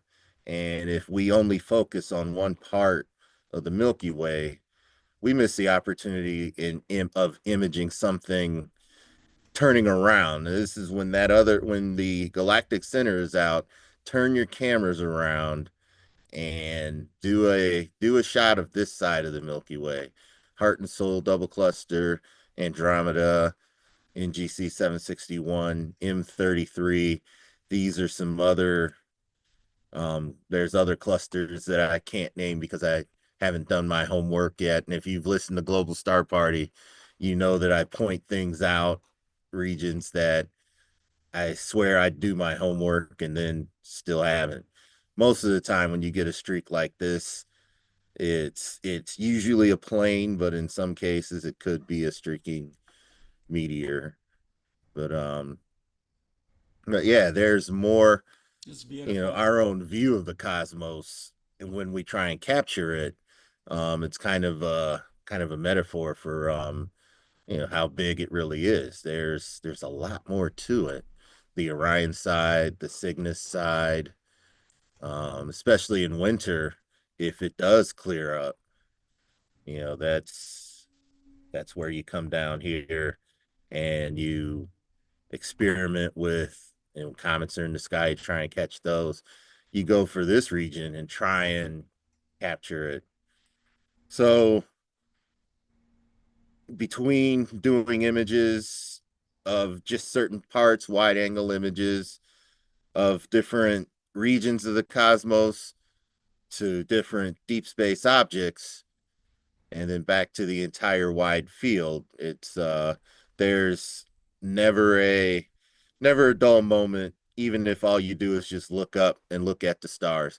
And there's always something to work on. That, again, this is why I say trees are something I want to get better at, because in what is otherwise the nice just test shot over a snowy road, my trees didn't come out, so we just have to continue to work on that. And so with that, Scott, I will go ahead and give it back to you, because I'm sure I've about run 15 minutes, and I know we want to get Primvera on, but as always, Okay. we tell everyone who's involved with astronomy, with outreach, we always say keep looking up, and that's for a reason, because the sky never disappoints, no matter what's going on in your country, in your world. And whether the media tells you that there's a planetary parade, the planets are typically out during but this is winter going into spring. The planets are usually out there between spring, summer. Once it gets to summer, it depends, depending on alignment, they begin to disappear, but Mm-hmm. stay up long enough, you'll see at least one or two of them. So Sure. Sure. so There's a question from yeah. Dean Bostador watching on YouTube. He wants to know where you're going to be, or if you're going to try to be somewhere for the eclipse. For lunar eclipse, I am going to try and be somewhere. I haven't nailed it down, and I need to nail it down soon. I was out at Alcona, Mm-hmm. that last one in November 22 or 2022, and I want to try to go to a different site for this one in 24, and try and capture it similarly to what I did in 22. So not yet. I think we're going to look at the cloud cover, because we've had a lot of cloud cover here in Michigan. Yeah, for sure. And that, As we yeah, have here. yeah, it's hard to look at the cosmos when it's cloudy. You just have to wait, use your tools. Those of you who might be interested, spotwx.com is a great tool for looking at your region all over the globe and looking at predictions of cloud cover, precipitation. It's weather stations are out there. Astrospheric is a good one to try looking at. Uses some of the same forecasting models.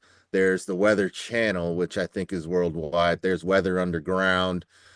And then I think there's even more sources than just those four I named. When the sources tend to line up and say that it'll be clear, that's usually the best time to believe that it'll be clear. When I went out, those few images I showed where I was just trying to get an image of Orion, I went out there, it said it would be clear for a time, and I stayed too long because I got there, and then the cloud showed up after I got a few images, got just enough for the stacking, and then the clouds came and just shut the whole sky down. And the cosmos, the show was over. It felt like they closed the planetary. I used the proverbial they, but we know the night sky, not always do things work out for us, they so. don't work out all the time, but we make lemonade out of cloudy skies. Exactly. That's what we do. That's how we do it. That's right. So we have a few minutes before Primvera comes on. So I am going to play another wonderful video. This is from NASA, and it's has to do with echoes in the Big Bang. So thank you very much, Adrian. Thank you for having me, Scott, and thank you, David, for always having me as well. And hopefully you enjoyed a couple of the images that I shared today. It's my pleasure. Right. Excellent. Okay. Let's see what NASA has to offer us here.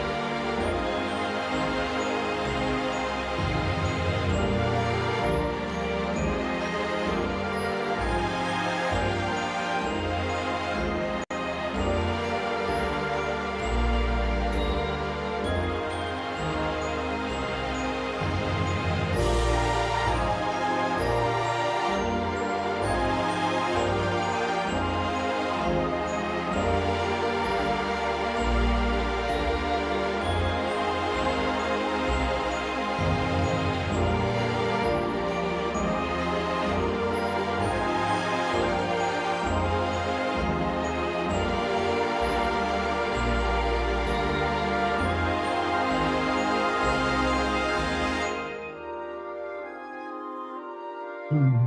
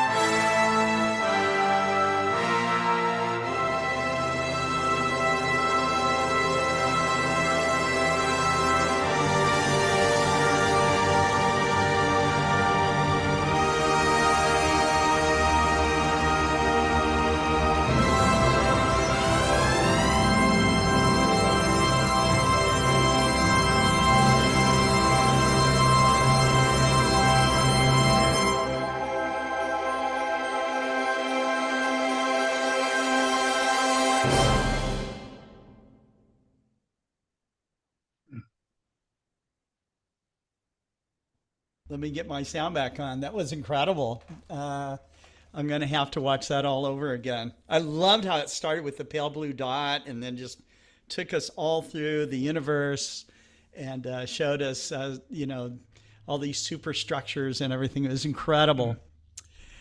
Anyways, I hope you enjoyed it too. Our next speaker is none other than Pranvera Hysini. Pranvera is just back from Mauna Kea, where she was doing asteroid research, and she's here to tell us all about it. Pranvera, thanks for coming on to the Global Star Party. It's my pleasure. Thank you for having me, Scott. That's awesome. I'm sorry, like today I've been having computer issues. I don't know what's happening, but in case I disconnect, I will be right back from my phone or my computer. So I'm having it Okay. outside. We're all happy to see you. Thank you. Yeah, thank you. And I'm happy to see everybody here. I see David Eicher and Levy and Oscar Caesar and a lot of other folks. I love being back in this show, and I haven't been back in a while. Usually my schedule is really crazy trying to deal with grad school, and then whatever free time I have, I try to either travel or do some outreach or all of that. But this was definitely an experience I've had that I thought it was worth coming here and talking about, because I've been to so many places around the world, to so many star parties, but what I experienced at Mauna Kea was completely different. This was really special. So I have a series of photos that maybe whoever follows me have already seen them on my socials, but I will just share my screen here and just go through some of the pictures. So I am a third-year PhD student at UC Santa Cruz, and my research focuses in understanding the composition of hydrated asteroids. So hydrated asteroids are a type C of asteroids. So in other words, a long time ago, they had a lot of water and ice in them, and they formed beyond the snow line. So they formed beyond like Jupiter or where trans-Neptunians are, but because of the gas giants and the migration of the gas giants, Jupiter and Saturn, they actually moved inwards. So these hydrated asteroids had also early in the solar system enough aluminum radioisotopes that actually generated heat, and they were able to melt the ice in the interior. Therefore, they started having liquid water running in the interior of these planetesimals. And once you have liquid water running, then you will definitely have a change in composition, because water will therefore go ahead and form secondary minerals like phyllosilicates and carbonates and other minerals that when we see these in the surface of the asteroids, through spectroscopy, we can literally tell or piece together a piece of history about what that particular asteroid has gone through. So this is a method that we use, and spectroscopy can be in many wavelengths, but generally a lot of it's taking place in the visible range, so the light that we can actually see. But the work that I do, I actually focus in the infrared, mid-infrared, around 3 micron, because that's the best window for us to be able to pick up hydration features and organics and all of that. Because keep in mind that if we have liquid water running around in these planetesimals, they also there should be organics. So any soluble organics that dissolved in water and then water was floating around was redistributed around these planetesimals. And then it probably even came close to the surface or even exhaled the planetesimal with plumes and all that. So everything was deposed in the surface.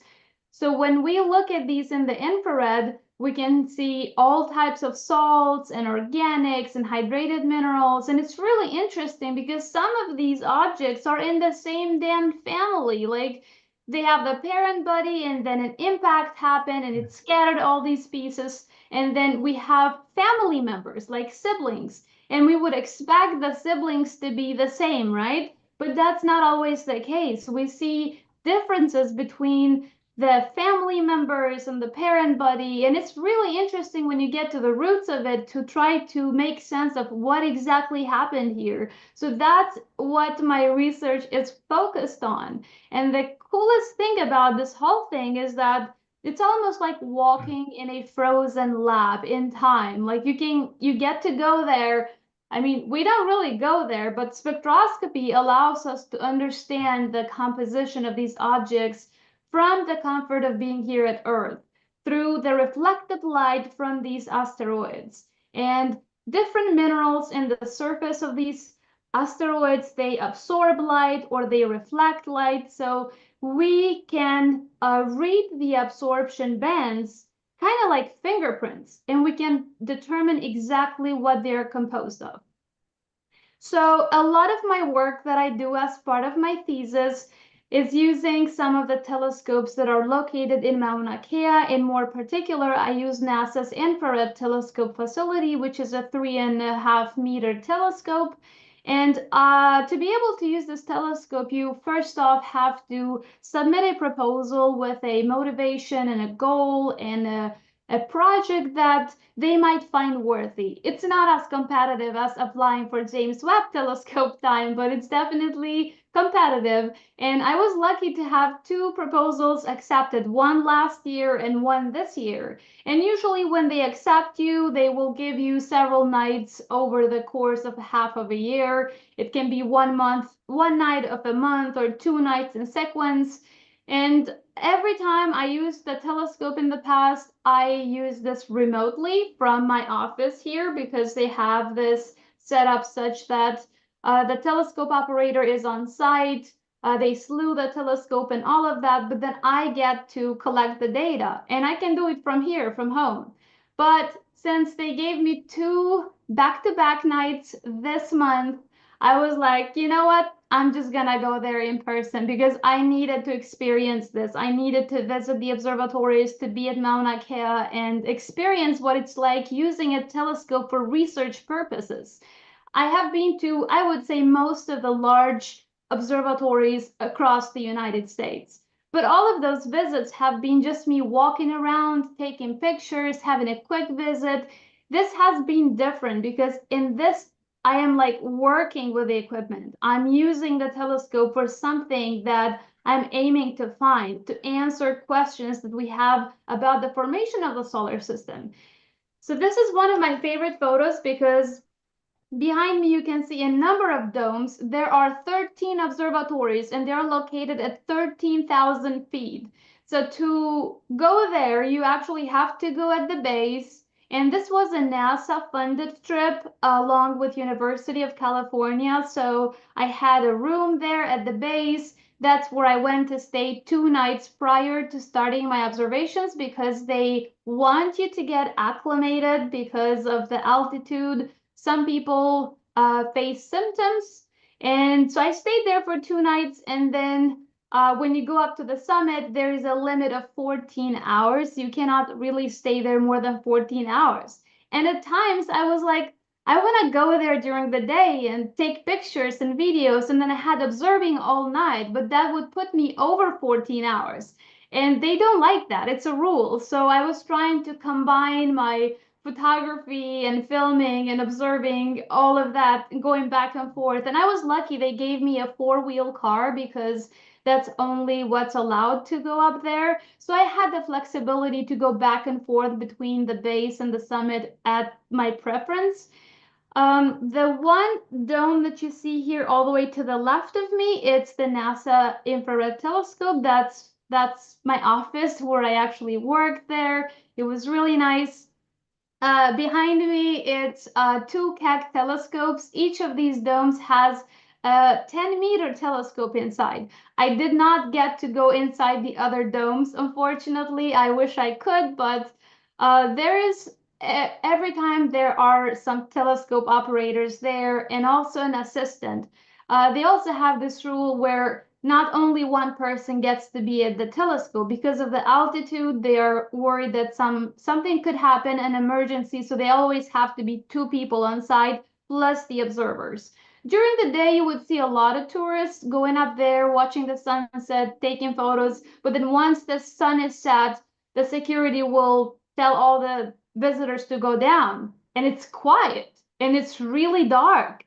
This is also another view. So I was standing at NASA's IRTF telescope looking down, and you can see both Keck telescopes, and then all the way to the left is also the Subaru, also another 10-meter telescopes.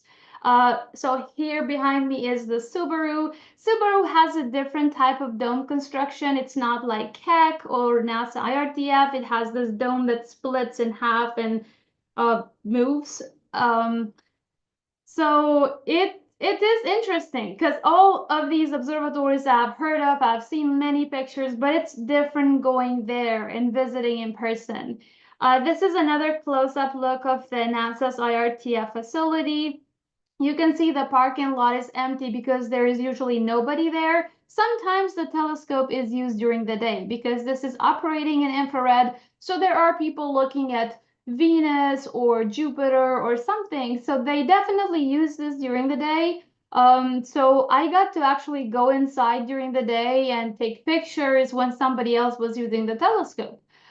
This is just a picture, and of course I brought my flag because I'm from Kosovo, and I was so proud to be there. It was actually Kosovo's Independence Day at this day when I was there waving my flag. And you can, perhaps the photo doesn't really do justice, but you can tell how magnificent this equipment is. It's enormous. So that's the telescope, the orange part, and then everything underneath that you see are all the tools, all the equipment, different detectors, because this is operating in infrared. We don't have just one detector. We have many detectors that cover different wavelength ranges. And I believe, so this is just another goofy selfie of me because I was so excited to be there. But yeah, that's behind me. The blue one is actually the detector that I use. It's called SPEC, and it covers from 1 point something to 4 or 5 micron. So that's the area of the infrared that I'm interested in, around 2.9, 3.1, 3.2. That's where we can detect a lot of hydration features, the ammonium ions and vibrations that are occurring in the ammonium salts, and then the organics, the carbon hydrogen band. Everything is happening in that wavelength, and it's really nice that we have this detector, and it has a moderate resolution, but it does the job. Like, I can literally look at the asteroids in space. I choose the targets, and then I get the data, and then afterwards I process it when I get back home. That's just another view of the SPEC detector. And behind me, you can actually see 2 other women. That's the telescope operator, it was the daytime, and the assistant. So they have to switch between the detectors. So this was my detector, so they had to remove this and put another infrared detector for somebody else who was observing Venus during the day. So they always have to go with tools. And I was impressed with these badass women doing that job. It was really, really nice. And I just was there witnessing all this. And then this is me. It was cold, I gotta mention. During the day, it wasn't probably that cold with a light jacket. I mean, there was snow around, and for somebody to say that, oh yeah, this is a picture in Hawaii and that's snow, it's quite crazy because people are not generally associating snow with Hawaii. And when I was flying there, I had my winter coat and all my winter gear with me. People were looking at me weird on the airplane. They were like, where the hell are you headed to?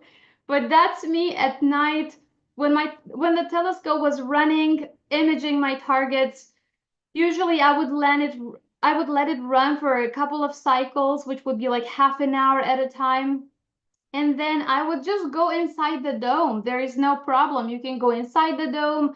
The telescope has some lights too. So because we're operating in the infrared, light doesn't really bother much. So I just wanted to go there, take some pictures, and these are just some of the shots I took of the telescope. So the slit, the dome is open. You can see the sky through the slit. The telescope is just, I love it. It was this nice equipment that I get to operate, I get to use, and it's my data, and it's looking at the targets that I picked. And I was so happy and so excited about this. This is just another angle, so the telescope is slewing. It's an equatorial mount, so there is no need to change the plane when it reaches the zenith. And also, this is one of my favorite pictures because on top there you can basically spot Orion, and it looks like this is straight out of a sci-fi movie. I love all the colors and the sky and the telescope, how everything came in together. I really like this image very much. And then I believe this is just a time lapse that I let my camera run while the telescope was collecting data from the targets. I'm surprised it's working in this computer because I could not open it earlier. And then when I was there, I had enough time all night long. I had like 2 full nights to just observe asteroids. And mind you, when I look at these targets, I don't only look at the asteroids itself. I also have to look at several stars that are in the area of the sky where the targets are, where the asteroids are. And these stars have to be similar to our sun because we have to use their spectra to subtract the asteroid spectra from them. So this way we have this technique to correct for the air mass, for the atmosphere, for isolating the reflected spectra of the asteroids, all of that. But I had plenty of time to play with my camera, so I was just going there by myself, setting up my camera and putting my phone, taking all these pictures. It was fun. I enjoyed being there. This is just a picture from the outside of the dome. It's pretty big. It's good that we have some cars there so you can kind of have a reference of the size. And then this is just another night shot. It was the moon. So I had the moon in the sky, but moon did not come until later, maybe 10 o'clock or 11 at night. So I still got to experience dark skies. But then once the moon came up, it was great because it was nice to do some photography like this, having the domes lit by the moon. And then yet you can still see the Milky Way. And I am not an astrophotographer, but you could probably pull out a lot more from this picture, I'm sure. And then again, me just wandering around with a car. I had the vehicle. I would just stop, set up my camera, freeze for 13 seconds, bam. Like I loved doing this so much. And then one of the coolest things, and Scott, if I'm running like out of time, please remind me because I lose track of time. You are good. Don't worry. Perfect. So one of the coolest thing I experienced was seeing zodiacal light. I have seen this before at star parties, not as strong as here, but it was so bright to the point where it almost was like light pollution coming from a city. That's how bright it was. And then Venus was right there. For the first time in my life, I have seen my own shadow from Venus. If I was putting one hand and doing with my other hand on top of it, I could basically see the shadow, and there was no moon, no other lights around. It was very, very impressive. This is just another picture before the moon came up. I love that the Orion was there, but it was very high in the sky, and I had to wait until it went all the way down. But by the time moon would come up, so. And then this is, I think it's sunset. Yeah, it is sunset. But from up there at 13,000 feet, I saw some of the most beautiful sunsets and sunrises because I was going before sunset and I was coming down when the sunrise was happening. So I got to witness both. And again, this is from the same spot, from the parking lot of NASA's IRTF, and that's Keck telescopes.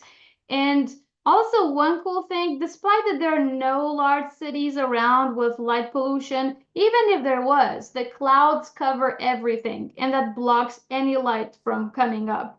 But I just love these images because these are gonna be my memories of some of the times I really had a great time. I walked up to the other side of the domes where you saw on the previous pictures behind me, and then looking down, so there all the way to the right is NASA's IRTF. That's the parking lot where I would usually take all the pictures from. And then it was sunset. Lots of people were behind me taking pictures, time lapses of the sunset. It's beautiful. And then this is just another picture. There are so many photos that I just didn't have the time because I have so much work to do with my school. I haven't posted everything, but I will keep posting eventually. These are, I believe, just done from my phone, so the resolution is really not good, but I love how the domes look through the sunset, all these colorful lights. And then just one more, and then I just love looking at my office. That's where I got to work for 2 nights and be there for 4 days. It was really nice, very exciting. This is also another daytime picture of the domes behind me when I went up there, waiting for the sunset. So these domes, by the way, look really tiny in some of the pictures, but once you drive there and look up, these are enormous domes. All these telescopes are big, like 10 meters, 4 meters, 3 meters, like they are gigantic. This is just a picture of me, and then this is another one. I believe this is a sunrise that I took from the base, not from 13,000 feet. The base was at 9,000 feet. I just loved how the clouds were right there, this layer of clouds, very detailed. The sun was coming up, the colors. It was very peaceful, very beautiful. This is just an iPhone shot of the Venus and zodiacal light. Like getting the zodiacal light with an iPhone is just crazy to me. And then these are just some other photos. Oh, by the way, these are just some of the pictures from the control room. So there was 2 control rooms in the same room, but one set is for the telescope operator where he slews the telescope. He tells the dome to open, to rotate this way, that way. I don't do that. My job is to control the settings when I get my observations. I set what exposures, I pick the targets, I choose how many cycles do I want to run, how many coads, all of that. And then I also control the guide dog. So it's kind of like a guide telescope. When you do astrophotography, a lot of you here do that. When you have a autoguider to keep your object very precisely in the field of view, that's exactly what we have here also. And then that's, I think, from the first or second night, me just collecting a lot of data. That's the telescope operator's desk. I just took a selfie there. And then in Hawaii, it was beautiful. I got, I think, 2 extra days to sightsee the island, the big island. I've never been to Hawaii before, so I was freezing up there. And then 45 minutes, I drove down, and it was ready to go to the beach. I didn't go in the sea, but you could swim. It was 27 degrees Celsius, and I saw some of the most beautiful sunsets. Again, this is just a photo when I was driving in a highway. Like, this is insane. I guess this is just another picture I took. And then one of the coolest features that I liked about Hawaii was visiting some of the volcano national parks and volcano like lava fields and features, all the basalt rocks, because I study Earth and planetary science. So my studies are not really concentrated just planetary. I also am curious about the geology of our own planet. So I took a lot of photos, and it was just nice. I've never seen lava fields this much detailed. And I was ready to leave. I went by the volcano during the day. It was my last day. It was just steam. I did not get to see anything. But then it was midnight, and my flight was leaving at 6 in the morning. I swear, I was in my pajamas about to go to bed. Somebody texted me and said, the volcano is erupting. And that was about an hour drive from where I was staying. And I just hopped on the car and I was like, I'm going. And it was incredible. Like, this is the first time I've seen a volcano, and it happened just before I took off. And what I liked mostly about this was that I could see Earth. Like, this was the heart of the Earth reshaping itself in front of my eyes. And then, despite all the bright light, you could see the sky, the stars around. It was very surreal. Like this one photo, I just really, really liked. On one side, it was a volcano, and on the other side, a clear sky. And I like how they put these tiny lights in the national park. They kind of look like lava things. And then these are just some close-up shots of the volcano itself. I really did not expect to end the trip this epically. It was really, really nice. This is a picture of the lava. It kind of looks like a city when you look from the airplane when you're flying at night. And then this is one of my favorite pictures. It's like a volcano, and then the stars, the sky, and then the moon on the left. It's all this combination of the universe and planet Earth and the stars and all these colorful lights. It's an experience I wish a lot of people get to have, because it changes you. It's very, very special. And I just wanted to end it with this video. Somebody let me borrow a lens, some photographer, random. People were driving there at 1 in the morning. And this was a very powerful lens, so I got to zoom in. I think I was 1.5 miles away from the volcano, but for Christ's sake, this is crazy. And I was so happy to be able to end this trip. All the nights were perfect weather. I got all my data. And now I am back home. I am processing that data. And next month, I actually have my qualifying exam for my PhD, where I advance into a candidate. So I'm a little bit nervous, but I got lots of work to do. And I'm so happy I came here to share all of this. I hope I did not take too much time. I lost track of time, but thank you so much, Scott. Thank you so much, Pranvera. That was fabulous.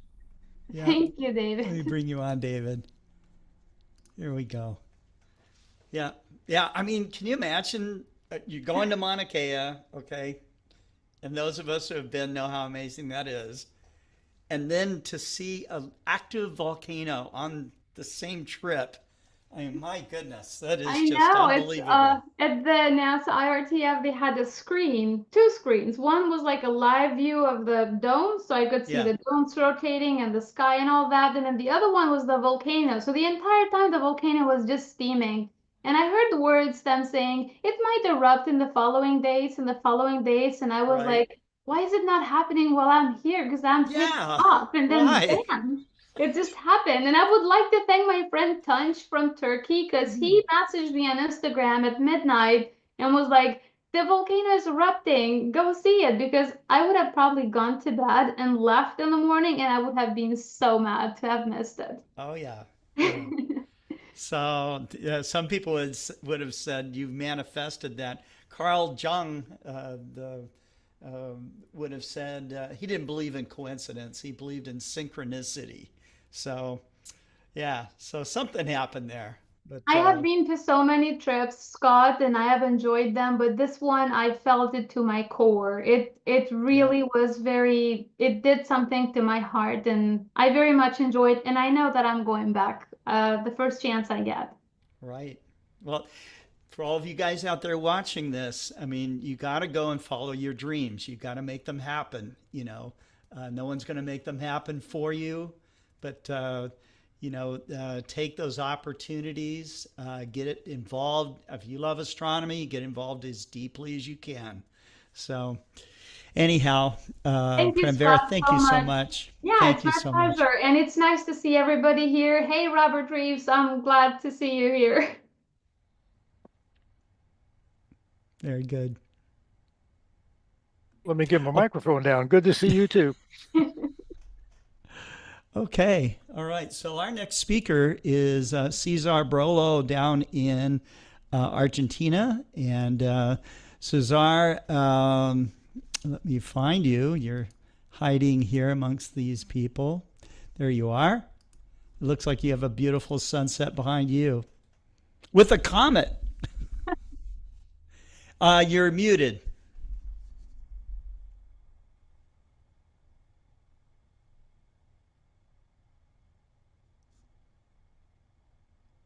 Or your microphone's not connected. Now? Now. Okay, that's good. Now, okay. Here he is. Yes. I touched something. Yes. I'm older with the technology, and you know that. Yes. So you're going to be talking about the star party Valle Grande. Is that correct? Totally correct. Right? Yes. In Buenos Aires, we use more the J instead the double L. We call it Valle Grande, but it's something, yes, outside Buenos Aires, for example, in Córdoba or in Mendoza, the province where we made they use more Valle Grande or Valle Grande. Okay. But in Buenos Aires or in some places, or like Patagonia, we use Valle. most the middle Valle. Valle Grande is totally That sounds Argentinian. cool. I like that. Pronunciation, but Valle is correct totally. But we use more our style of pronunciation. Yes, my father from the north of Argentina say pollo, and I say pollo, like a chicken. And we all time we change in Buenos Aires or in part of Argentina the pronunciation, the L, W, L to a sh. Well, we are a few weeks of our annual star party in Los Molles, in province of Mendoza. Let me show you where is with maps applications. Here. You can see this is actually we are using two different hotels, and the first one is the Hotel Termas La Huenco, is where it is. This is the field where we use for put the telescopes. It's an area. It's totally dark. This road in the night, anybody goes in this area. And the another hotel that we use is this. We have actually complete this, and we are filling with people this Hotel Walloon. This year we are using. I think that we are filling the both hotels. The road from Buenos Aires. Let me show you where it is. This is near to the something that the mountains that we call it the Precordillera de los Andes. It's not smaller than Cordillera especially, but the name of Precordillera is the part of the word pre is like something because it's older than the Cordillera de los Andes, the mountains that you know that is between Chile and Argentina. This is, for give you an idea, this is Los Molles, where we are making our star party. This is the Cordillera de los Andes. This is the Precordillera. And this is Chile, and this is the Pacific Oceans. The altitude is around 1,500 meters. You can see how from this area, you are going up to here. How high is it, Cesar? 1,000. Here is around 1,500 meters. It's no more. I think that this is a little more, but 1,700 meters. No more. I think it's not 2,000 meters because 2,000 meters is in the ski resort in Las Leñas. In this area, you can see how the Precordillera grow in this part. Yes. And now, yes, you have more valleys, and this part is Cordillera. Here you have over 3,000 or 4,000, 4,000 meters. Yes, this is complete snow peaks. Yes, this is amazing. I show you some part of this in this area. This is the Las Leñas ski resort. This is the road. I went sometimes to skiing in Las Leñas. It's amazing in winter, but of course that we don't need snow time now. And we are making this in the end of summer because in autumn you can get snow and you are in problems if you have snow, bad weather for us. It's beautiful, but no for astronomy, you know. And well, I can show you for example, the old place where we make the Valle Grande is the Valle Grande Star Party is the name because our first star parties was in this area where is the area of Valle Grande. Sorry, this is Mendoza. This is I completely lost. No, here.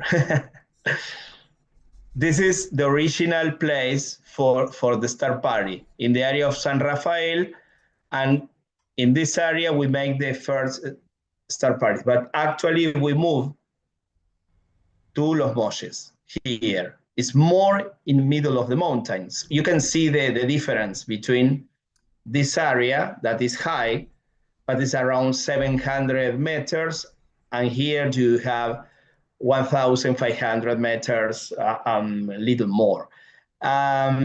More dark sky, much better for observations. And I show you the road. If you like to go driving for Buenos Aires, you have 1,250 kilometers. Wow. Here is Buenos Aires. Yes, you can take a flight of 2 hours from Buenos Aires to San Rafael. Every day you have 1 or 2 flights, or take the adventure to go to the Argentina roads. I say adventure because our roads are a little not so good like in America and United States, but actually the 188 is an empty road in the day where you can cross some truck or another cars, but you can drive lonely in this road. I'll show you Los Molles, indicaciones, locations. For example, one of our office here.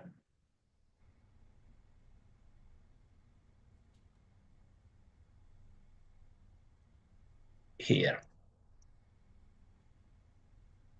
And you have, if you go to you start from Buenos Aires, for example, you need 1 day and another day, 1.5 days to go. Normally, we go to San Rafael, we sleep in San Rafael, and another day we have 200 kilometers only that is like 3 hours driving, no more. But you need more time, sorry,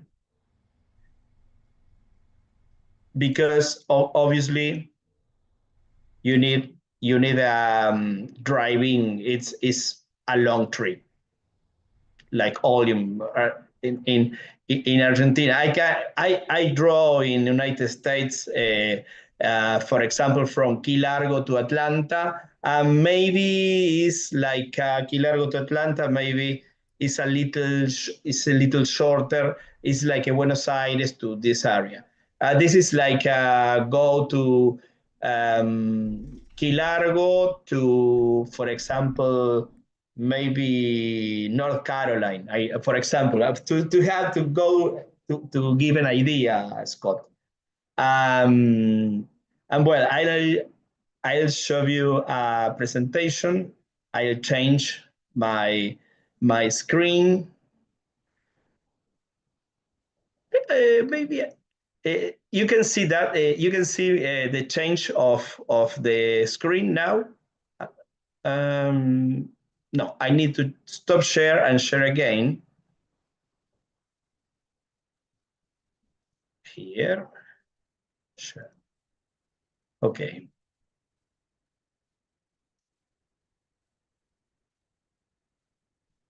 Can you see the presentation now? Okay. Well, this is the Star Party Los Molles. This year it will be 27, 28, 29, and 30 of March. Here is the phone of Cecilia Luraski, but in the end of presentation, I show you again the numbers and my email if somebody can contact us, because we have a place actually, and the people can contact to Cecilia or me to inscribe to have a place in Star Party Los Molles. This year the price is excellent. Is with all accommodation, with foods. Really, it's a good opportunity for the people from United States, from all South America, or another countries. If you like to have to know a great place and a beautiful southern sky that looks totally amazing at the naked eyes, and really it's a great opportunity to enjoy with us the southern skies. Well, here is the same that I showed you, and now you have the time, for example, 13 hours, 45 minutes. Of course, that we don't recommend make this all in one day, because maybe you can go into make this part in night, and it's totally not recommended. Mountain driving, you have a lot of curves in the end of the day. It's not dangerous because it's not a fall or because it's a good road, but it's for driving the day, of course. That don't make any dangerous, because in the night you have your advantage are totally low driving. One day for going to San Rafael, and another day only 2 hours and a half, 3 hours going to Los Molles, going to the mountain. Here you have the values actually for Las Leñas, and this is the value in winter. In winter, because Las Leñas in the night they turn on the lights for skiing in the night, But Las Leñas in this time of the year never turn on the illumination.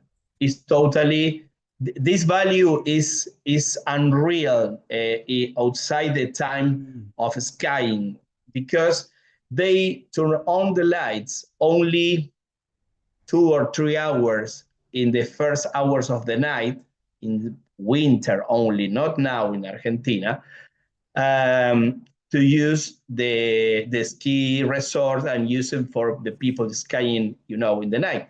But the levels are much better than too. The quality is really of the sky is amazing. It's very easy to make a great photographies, because and the sensation to see the sky is amazing too. This is the hotel, La Huenco, the first hotel. This is the landscape from the hotel. Wow. Yeah. Nice. Part of the people. I'll show you to the audience the pictures from our last Star Party in 2024, for give an idea, because it will be at the same place, people enjoying, and me. Well, I'll show. I need to say that I show in these pictures in March, in May of 2024. It's amazing to return to see again and feel the idea to return. It's that that you feel great when you see the pictures and say, okay, in 4 weeks, I'm going again to this place. Actually, my father of 86 years old, 86 years old, told me, Cesar, I can go with the third party. Can you? No, he said to me, I can go with you to the third party. Yes, of course. Nice. My father came many times, and yes, it's a very enthusiastic watching of the sky, and you know that it's a great. He have these great ideas about things. He helped me a lot of time when we made together domes or parts of telescope, mechanic parts. And he's an enthusiastic amateur astronomer in his autumn years of life. And, you know, this is all about the people connecting telescopes, all that in the entire world you can see in a star party, and you can feel like in your home, because you know that you can change the country, the place, but when you see people, amateur astronomer with telescope, you feel like you are ever you are in home. I feel the same. I remember in Atlanta, right. Georgia. For me, I remember the talking with the people like in my own language, because for me, I felt like these people like my friends. This is the same. This is totally the same. In Argentina, we comparing the price outside. We don't use tents to go to the star parties because the hotels have an excellent price outside the season. Some people say, okay, do you have? I need to go with tents with a camper, and we can use totally these beautiful hotels at price that are really a gift. Because when I say to the people, the price is this, for me, I am totally outside of the business of the hotel, because our idea is only we sponsor and work in the third party.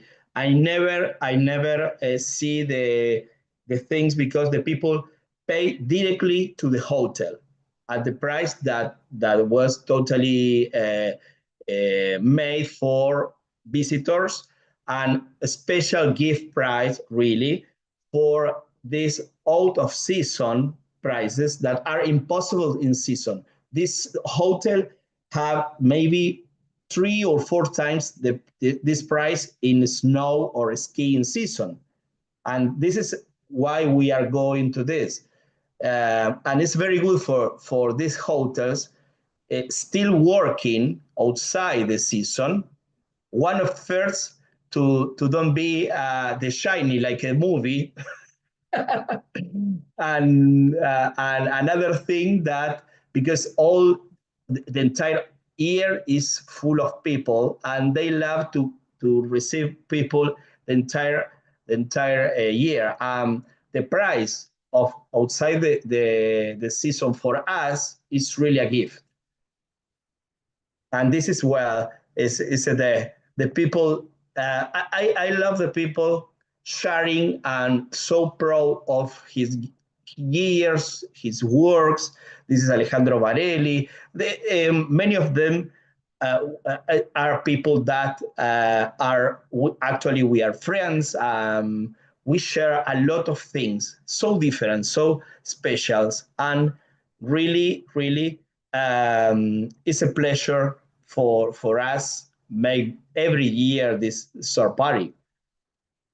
Juan Pablo Patayo, a lot of gear from Explore Scientific, Scott, because one of the, for example, the successful of the yeah, but the successful of this that for people that take a plane, they take a fly. Maybe they, for example, Juan Pablo have an excellent Schmidt-Cassegrain in his home, in his observatory, but to go on a third party in a fly, it's complicated to carry a Schmidt-Cassegrain telescope.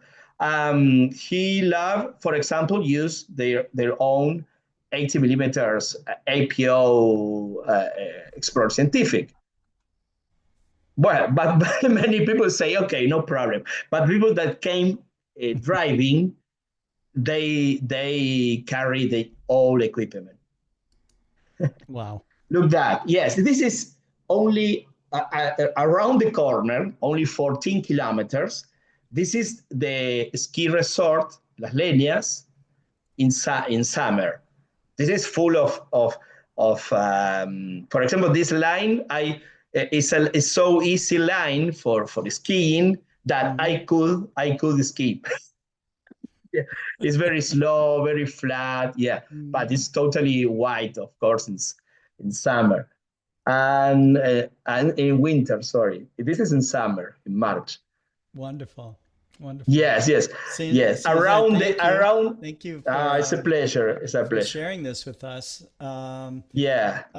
Where can people learn more about this star party? Let me show you now. There are pictures from the star party, Sure. and now firstly I'll give you the contacts. Oh yeah. I was really, yeah. Mm-hmm. We use more WhatsApp. This is the number of Cecilia Luraski. Cecilia is returning from United States today. She's in contact with us because she's taking the all requests of people that like to participate of our third party. Wonderful. So they just get the Yes. WhatsApp. Yes, and my email, because cesar@saraco.com, and Sure. my and my cell phone too. Yes. Wonderful. Is my WhatsApp too.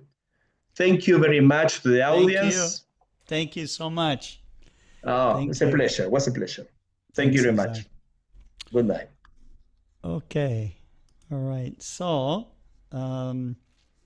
let's bring us over here, and we will bring on Robert Reeves. Robert, thank you so much for gracing us once again with your knowledge of the moon. And we are,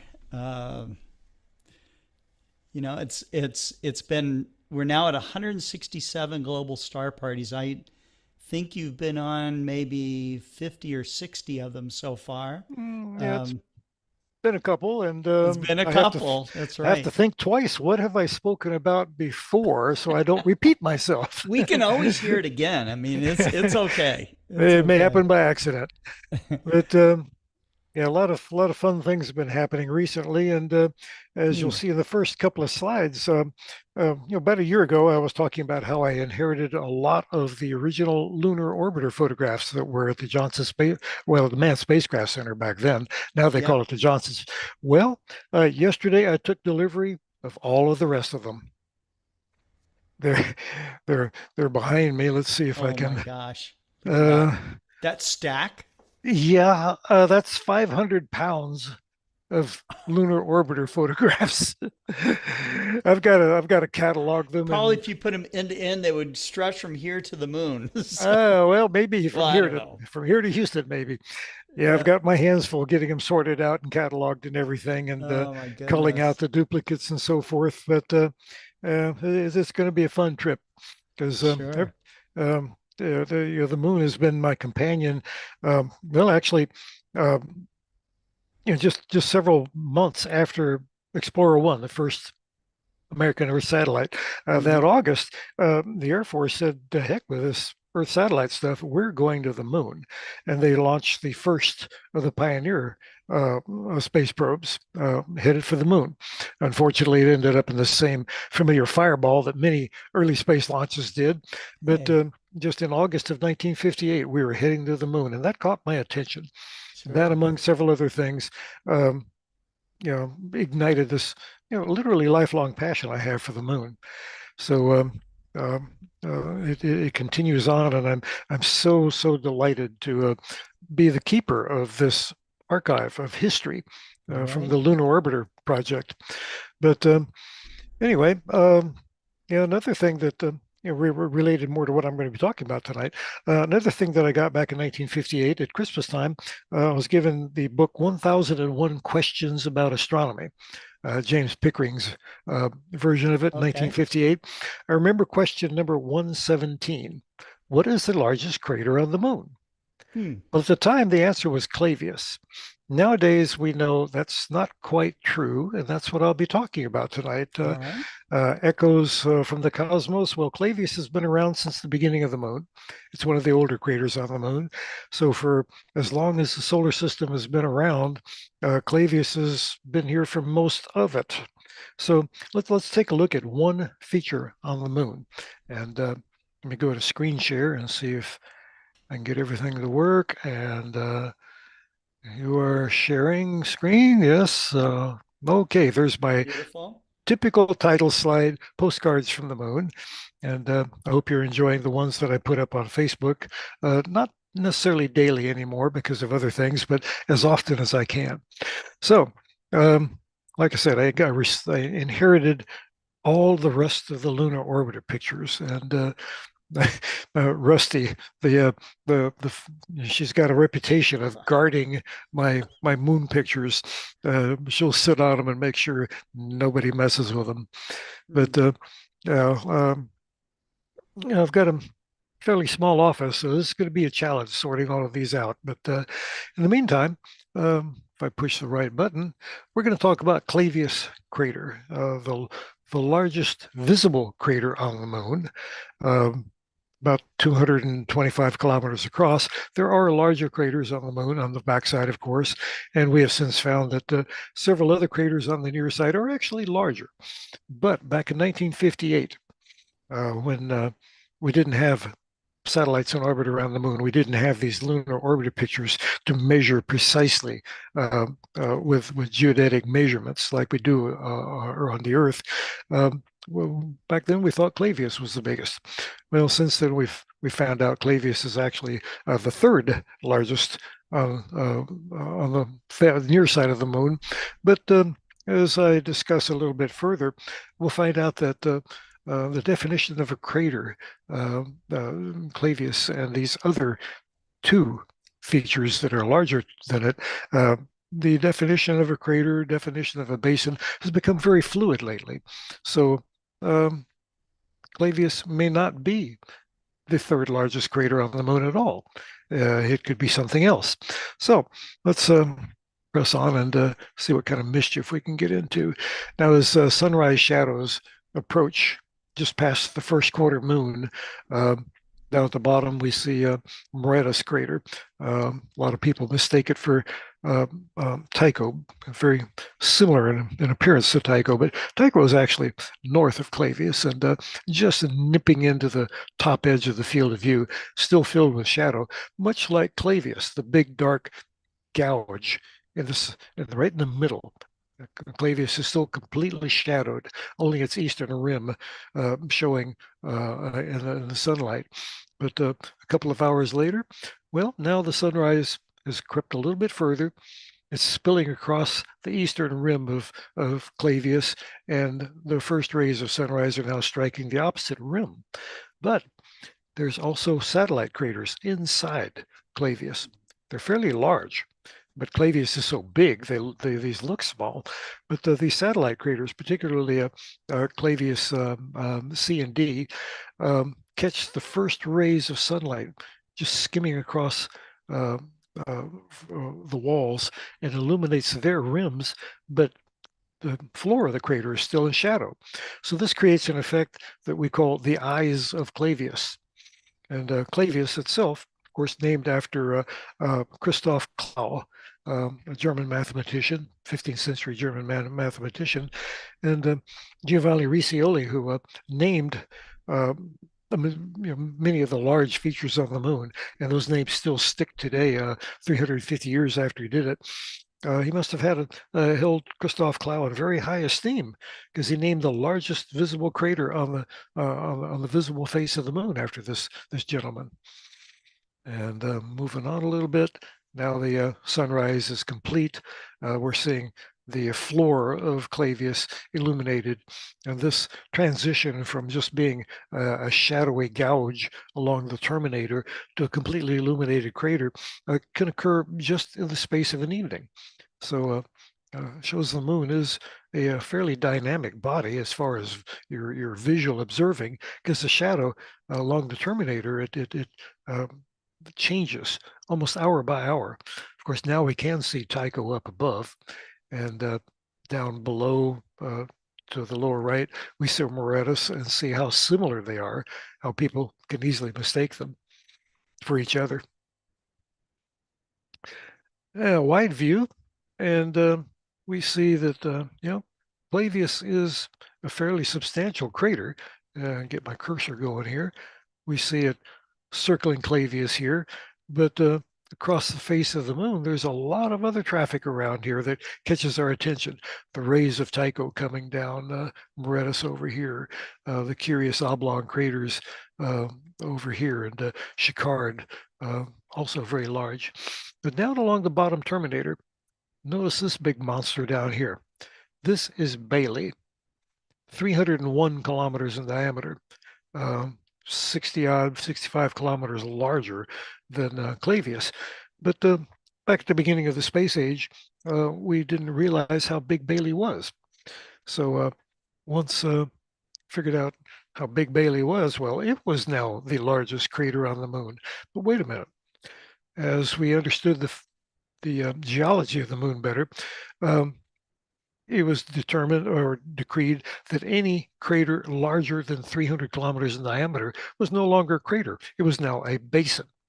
So, good. Now, Clavius is now the largest crater again, because the one bigger than it is not classified as a crater, but as a basin.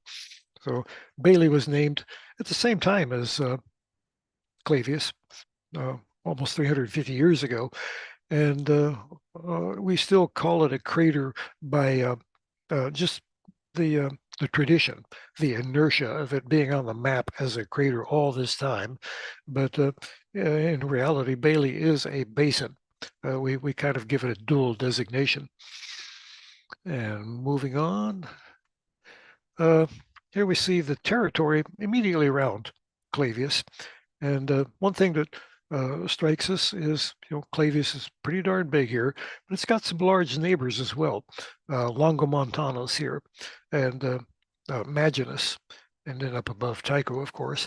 But one thing that you see is common between Longomontanus, Maginus, and Clavius, they all look very, very worn.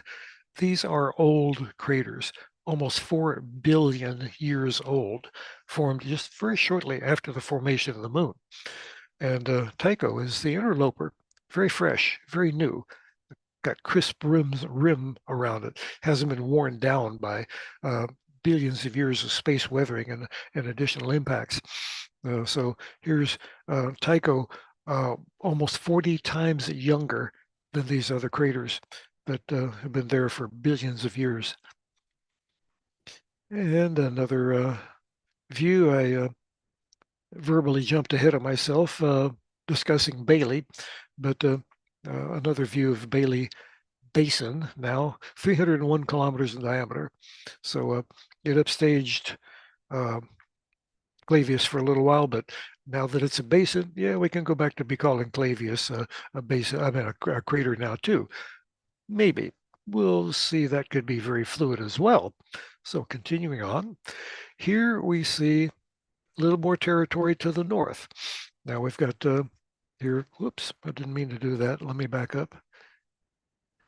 Here is Clavius again, circling the wagons here, Tycho, and then up here, this massive ringed basin or plain here, Deslandres crater. We didn't even recognize Deslandres as being a crater until the 20th century. Before then, it was simply called Hell Plain, named after the crater Hell right here, named after Father Maximilian Hell, a well-known astronomer from the 18th century. But did our measurements, and surprise, Deslandres is bigger than Clavius. So Clavius got kicked down again. Deslandres is the biggest crater on the near side of the moon. Clavius is now the second largest. But we have different ways of analyzing the moon now, not only photographically, where we can measure it and or the diameters of craters, but the gravitational pull of the moon's surface varies. And we find that over a basin, there is an increase in gravity at the center of the basin and a decrease in gravity at the edge of the basin. Now, this isn't enough that an astronaut will be able to jump 10 feet higher on the moon, but it is detectable differences in gravity, and these indicate there is a very basic morphological difference in these craters. Turns out between the 185 kilometer and 300 kilometer diameter, there's a fundamental difference in craters. And many of them are now recognized to be basins, even though they're not 300 kilometers in diameter. And that is what happened to Deslandres. Deslandres turns out to be a basin as well. So Bailey is a basin, Deslandres is a basin. Oh, cool.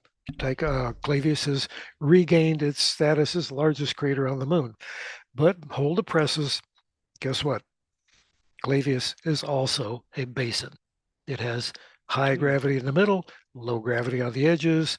So Clavius is now classified as a basin, not a crater. So it's undergone quite a change. The ebb and flow of how we understand the moon has kind of changed its status, but it remains a very impressive sight in a telescope.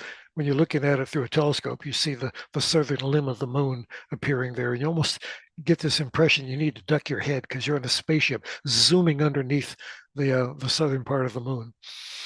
And here we see Clavius again, and extending south from it, these craters, Casadas, Klaproth, and several others descending down, and they look like stepping stones heading south from Clavius.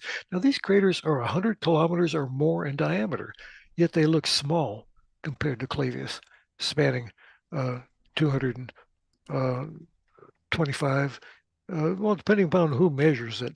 The U.S. Geological Survey Gazetteer of planetary nomenclature says that it's 230 kilometers in diameter. The very popular lunar charting program, Virtual Moon Atlas, says it's 225. I've measured it myself and plotting it on images from Lunar Orbiter and through the Quick Map tool online, where you get the digital elevation model. You see all the elevations, you know where the rim is. I come up with 221 kilometers. So depending upon the luck of the draw, how your two crossways measurements land on the irregular crater rim, you can come up with a different figure by a kilometer or two every time. So but all of my measurements are within 97% of the USGS measurements. So I'm going to propose that, yeah, we're probably both right. It's just the luck of the draw of where the line crosses the crater. You draw a diagonal X on it and measure one way, measure the other way, take the average. So if you spin that X around and land on a different part of the rim, it can vary by a couple of kilometers.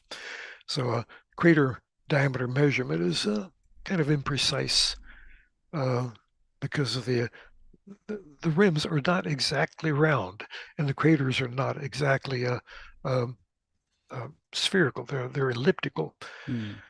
And another view of Bancanas and Casadas and Klaproth heading south, the stepping stones, and similar view, just a rough and tumble territory down near the south pole of the moon, the southern latitudes. And another view featuring Moretus, the Tycho lookalike. But here we see the bottom limb of the moon as we get closer and closer to it. Here, Clavius, we see it, we see its interior pretty good, but the closer to the pole that you get, the more foreshortened it is. So Moretus, we can still recognize all of its features, but as you go further south, here we're marching down the series of Newton craters, Newton A, B, C, D, one after another down here toward the South Pole, and they become more and more foreshortened, to the point where you don't really recognize them anymore. They're just hills and bumps, and the rims of the craters making the mountain peaks along the moon. But this one gouge, this valley right here, this is what leads to the lunar South Pole. So an interesting place for the Artemis astronauts. That's their landing site. High altitude view of it, getting close to the end of this. See, Tycho kind of catches your eye because it's so fresh, but Clavius, by its sheer size, deserves attention too.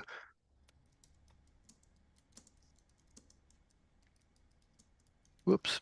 Yeah, here we go. Now this one kind of illustrates why I say Clavius is almost like it was designed by an artist, sculpted by a sculptor, an artist, because we've got Porter and Rutherford laying on its rims. These are 51 and 55 kilometers in diameter, large craters on the moon, but compared to Clavius, they look small. Then we've got this series of satellite craters arcing across the interior of it, progressively larger and larger and larger, and then finally coming down to Rutherford, almost like they were deliberately placed there by an artist. And some tourist shots, all of these taken through my telescope up on top of my garage here in San Antonio. And here we see the effects of libration. That's the effect of how the moon kind of rocks back and forth and tips up and down a little bit because of its elliptical and inclined orbit. So sometimes Clavius scoots a little closer to the limb, sometimes it's further away from the limb. And here we see a unfavorable libration, where Clavius is about as far away, far south as it can get. All of the territory that we were looking at earlier, the stepping stones, they virtually disappear on the horizon, whereas earlier we could easily see them because of the better libration angle. And some parting views, sunset, or sunrise, I mean, the shadows from the east gives it a completely different personality than if the shadows are,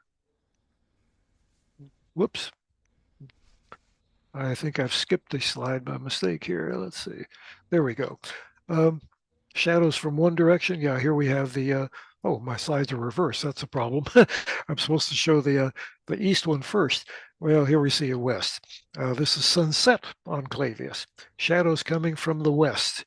And it gives it a different personality than what you would see when the sunrise shadows are coming from the other direction. So shadows on the moon play a great deal in the character of the features that we look at. The shadows can give them drama and just a personality that's different as the shadows shift from sunrise to sunset. So hope you've enjoyed my little travelogue here. Wonderful. Clavius, the largest visible crater on the face of the moon, and maybe not a crater after all. It turns out it's a basin as well. So watch this space. The moon's face is changing. The map is not static. So let me stop share here and whoops, push the right button. And it's been a lot of fun talking about the moon again, and hopefully we can do something similar in the future. Absolutely. Yeah. Looking forward to it. Um, you know, John Ray watching on YouTube says to Caesar, he says, "Don't you know that LRO stands for Lunar Reeves Orbiter?"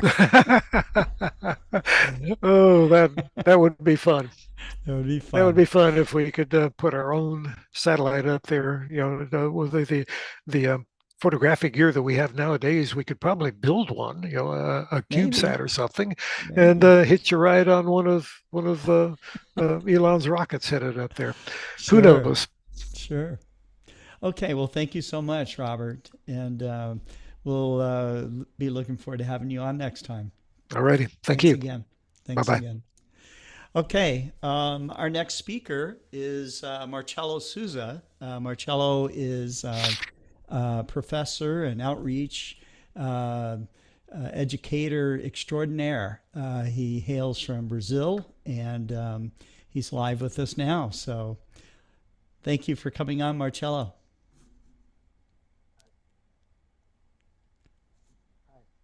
Your audio's need to turn it up a bit.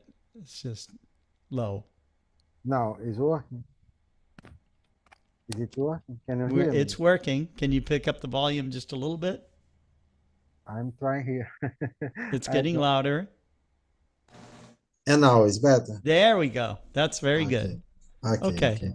Now I changed Thank you. the mic. Now I'm using a new camera now because this computer, the camera is not good.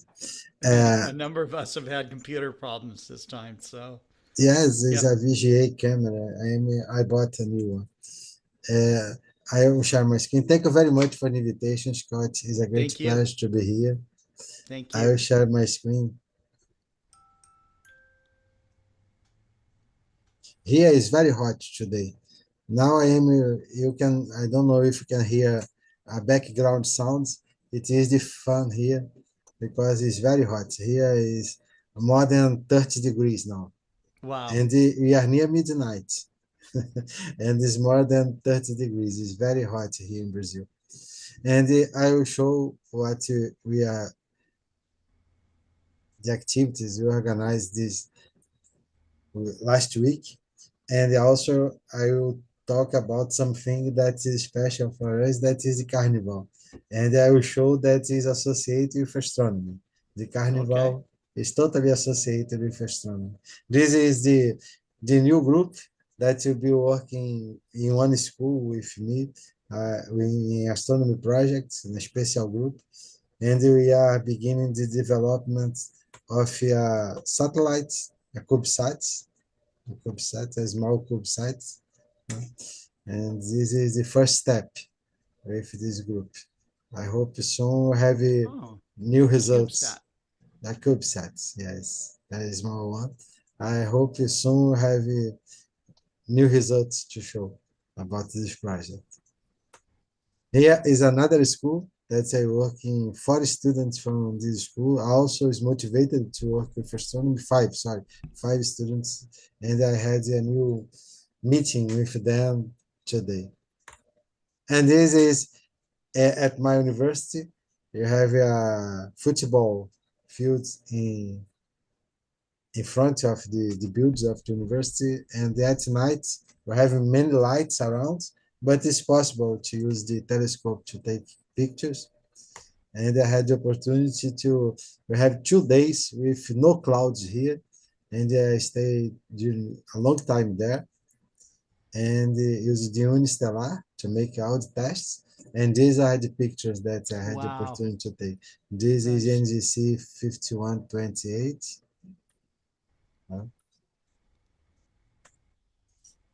Another one, the NGC 2903. And that's something special because you probably you only can see from the southern hemisphere. This one. That is in the Carina constellation. NGC 2903. This is the Sombrero Galaxy with a 12 minutes exposition time. Wow. I call this, but I know that they take pictures, the telescope take pictures every 4 seconds and then process out the image, but the total time of the process was 12 minutes. This is a picture of the moon using this telescope. That's a fantastic telescope. Mm-hmm.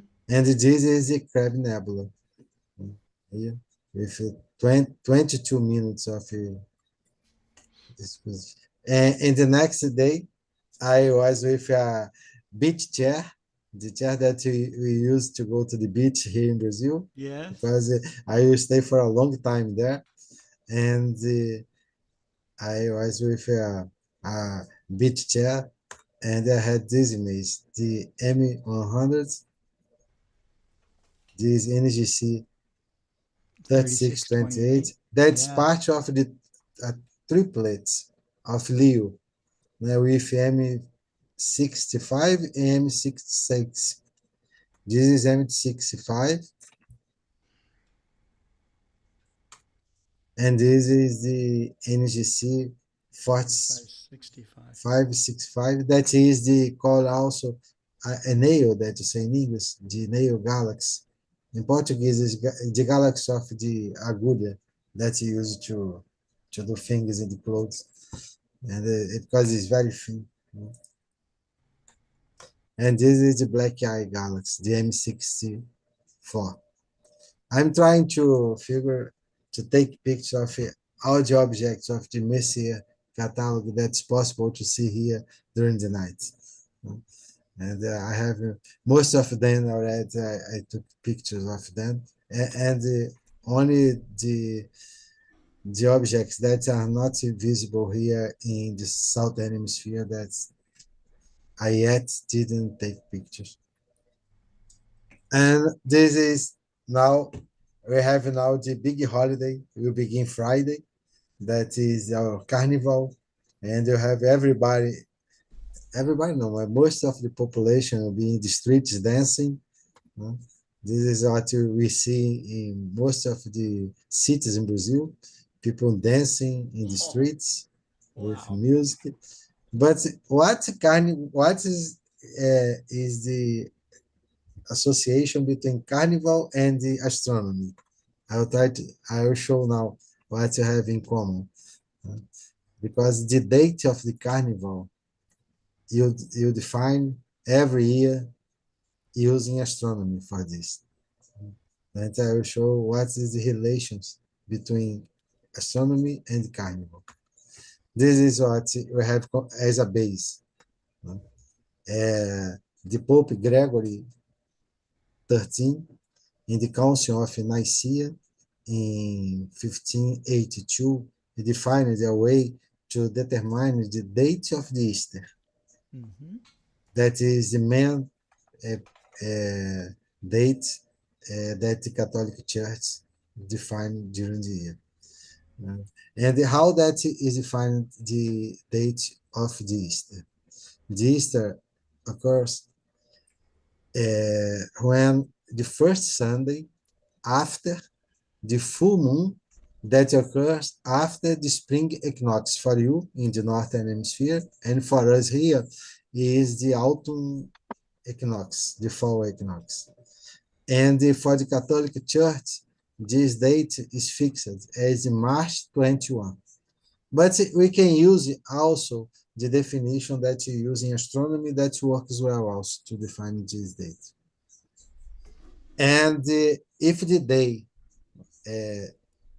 happen, this day, the Easter, if you use this after, beyond April 25, then Easter occurs Sunday before, previous Sunday.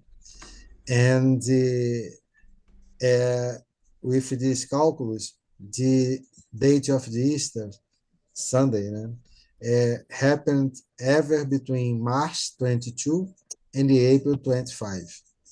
And now is the important question that you use here. What is association with this that I'm saying, with the carnival is that because you need first to choose the date of the Easter. That you need to know about the equinox, the date of the equinox, and also the first full moon after the equinox, and then the Sunday after the full moon that happens after the equinox is the Easter. And the carnival, you need to come back, return from these dates. And where is the carnival here? And about I'm saying is this because I changed something here. What I did here? Something I moved here. Sorry. Here. Then you first choose the date of the Easter, and then from the date of the Easter, you can define the day of the Ash Wednesday. That is when finish the carnival for us here. Occurs 46 days before Easter.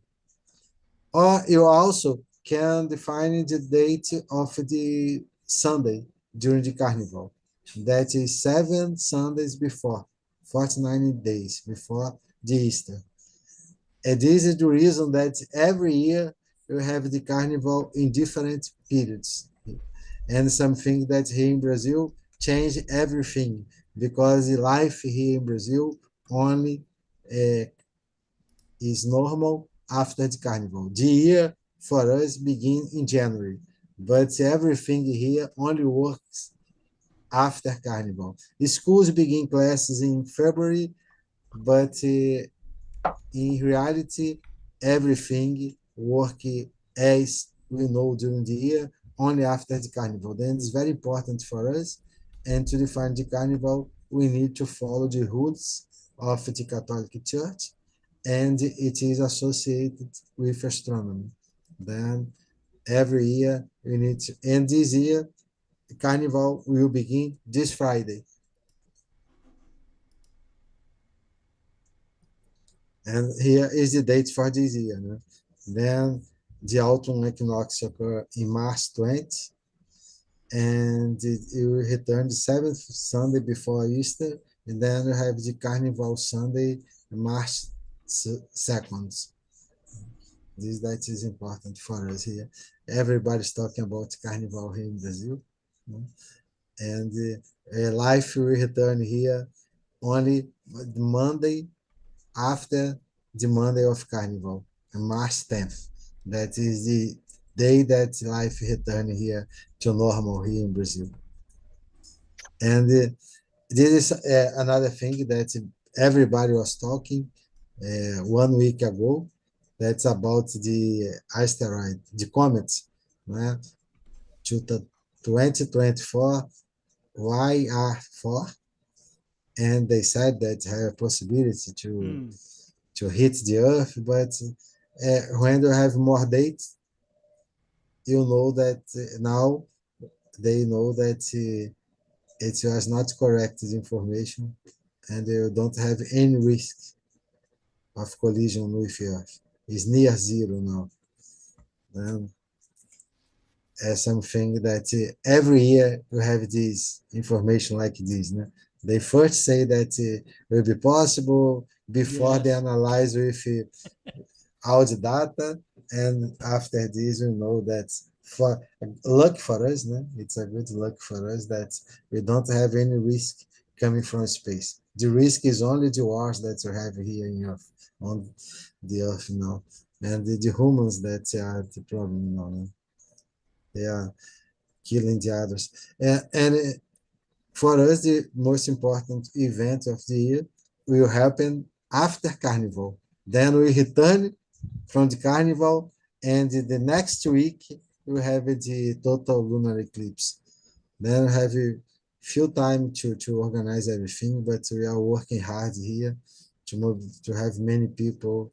Even it will happen during the night, it will be 2 a.m. that will begin here for us. But we are asking support of the police and everything to stay in the streets in this period to observe the eclipse. I hope that the weather help us because we have this period is very hot. Then we have days with no clouds, but have many days with clouds and rains, strong rains. And the prediction for now is not with we will not have strong rains. I don't know 1 week after Carnival what will happen, but I hope we have conditions to observe these fantastic events here. And another way is also the announcement of our international meeting that will happen from 10 to 12 April this year. Everybody that wants to participate will be very welcome. It's only insight event. We don't transmit live because we prefer to continue with the tradition to have the invited speakers in our city talking with the students, with the teachers, with the general public here. And we already have the confirmation of Alejandro Leon Castella from Costa Rica, Edgar Castro from Guatemala, Alejandro Sommer from Uruguay, that's director of Dark Sky in Argentina, Fernando Fabiani from Uruguay, that's director of Dark Sky in Uruguay, and Daniel Brito, that is expert in exoplanets here in Brazil, and Julio Fabris, that is expert in cosmology. And this is what are the list of the invited speakers until now. Thank you very much for the invitation, Ken. Ever is a great pleasure to be here. Thank you, Marcello. After Carnival, I'll be back. You'll be back after Carnival. Yeah, where do people park for Carnival? I just see the streets flooded with people. Many people goes with bus. Bus. You have Okay. bus. I have a bus, but many people use Uber here in Brazil. You have Uber taxis in every place. They go together, and also you can go by car because you have place to stop the cars. They have parks that is not near. You have to walk, but they go dancing and come back for the place. You have safe places to park and to go. But they walk, it's no problem. They will be part. They stay there for 12 hours, 10 hours dancing. They begin during the night and finish in the morning. You see many people that sleep on the beach, on the sand. Yes, wow. they stay all night and stay on the beach, and then you just stay on the beach and then go home. And no, they stay again. They just stay. Okay. Wake up and go to dance again and stay all the time. I know many people that say that only sleep after 5 days of the carnival. So if I did some sidewalk astronomy during Carnival, I would probably have a lot of people looking at the and a lot of drunk people there. We have an eclipse that's happened during Carnival. We organize an observation of a partial solar eclipse during the Carnival. And a lot of people was there to see. Wow. Well, I can imagine. Well, thank you so much, Marcello. It's a great pleasure. Thank you. Nice to meet you. So much. We will be moving on to our next speaker here. And let's see. We've got Dan Higgins from Astroworld TV. Dan?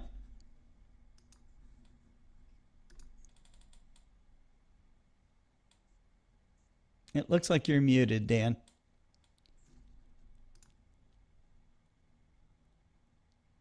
Still muted. Hey, all right. There you go. Wonderful. I thought you controlled the mute. I'm sorry. No. I only control the ask to unmute. Oh, it's been way too long. I can mute you, but I wouldn't do that. So Eric. I wouldn't do that. Eric mutes me all the time. Yeah. It's fine.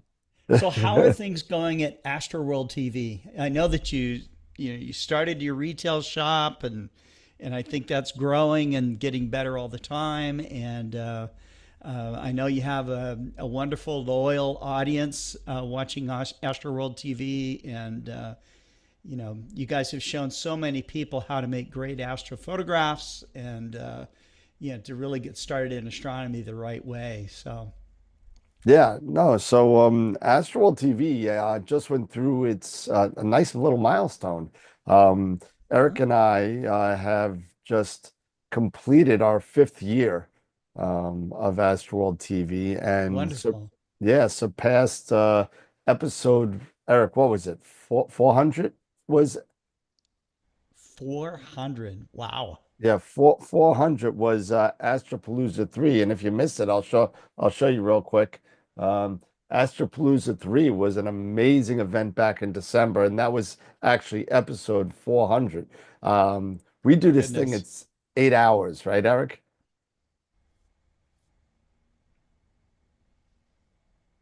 Is Eric muted?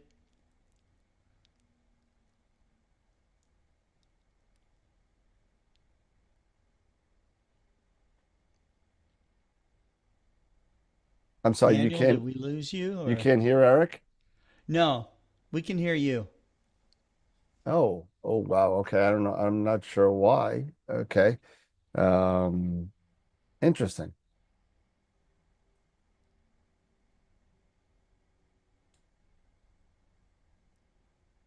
Huh. All right. Well, I don't want to. I don't want to have dead air. I apologize about that. I know how that could be. But but Hey, I've had dead air myself, so so I mean, can you hear Eric now? I'm sorry, Eric. Try and say something. no, I No, think maybe he has a microphone problem. no. I could hear him. It's just Oh, you can. Okay. that's interesting. All right. But anyway, Eric, I'm sorry, man. I guess you're down in the dumps there. So um, I don't know. Sorry, man. It happens. Yeah. Well, everyone's having like issues today. I don't know. Oh my goodness. Yeah, we've had people get sick at the last minute. Computers crashing, all kinds of stuff. I'm glad that my computer system stayed online. Eric is Eric's talking. Actually, Eric's you know what? talking. I That's think right. I know. Yeah. How about now, Eric? Go ahead. Speak. I think so. There we go. There we go. I gotcha. I Okay. gotcha. I'm gonna let you guys have the Okay. have the stage here. I gotcha. So I All apologize right. about that. That was me. It was all me. Okay. But There you go. yeah. So Eric, so we've been doing what? Yeah, 5 can you hear years me? doing this. Yeah, we could all hear you. Yeah. Okay, cool. There we go. Beautiful. Awesome. So Yeah. we've been doing this Astropalooza. It's like 8 hours, right? So Ooh. we had Yeah. what did we 8 have hours. on this year? That's a long schedule. Yes. Well, this year we had Trevor. This year we had Guido's Yeah, Guido we Orleman. had Yep. Guido Orleman from Guido Astro Forum. We've had of course we've had Sarah Matthews. Sarah Matthews from Sarah's Astromath, she's been fantastic.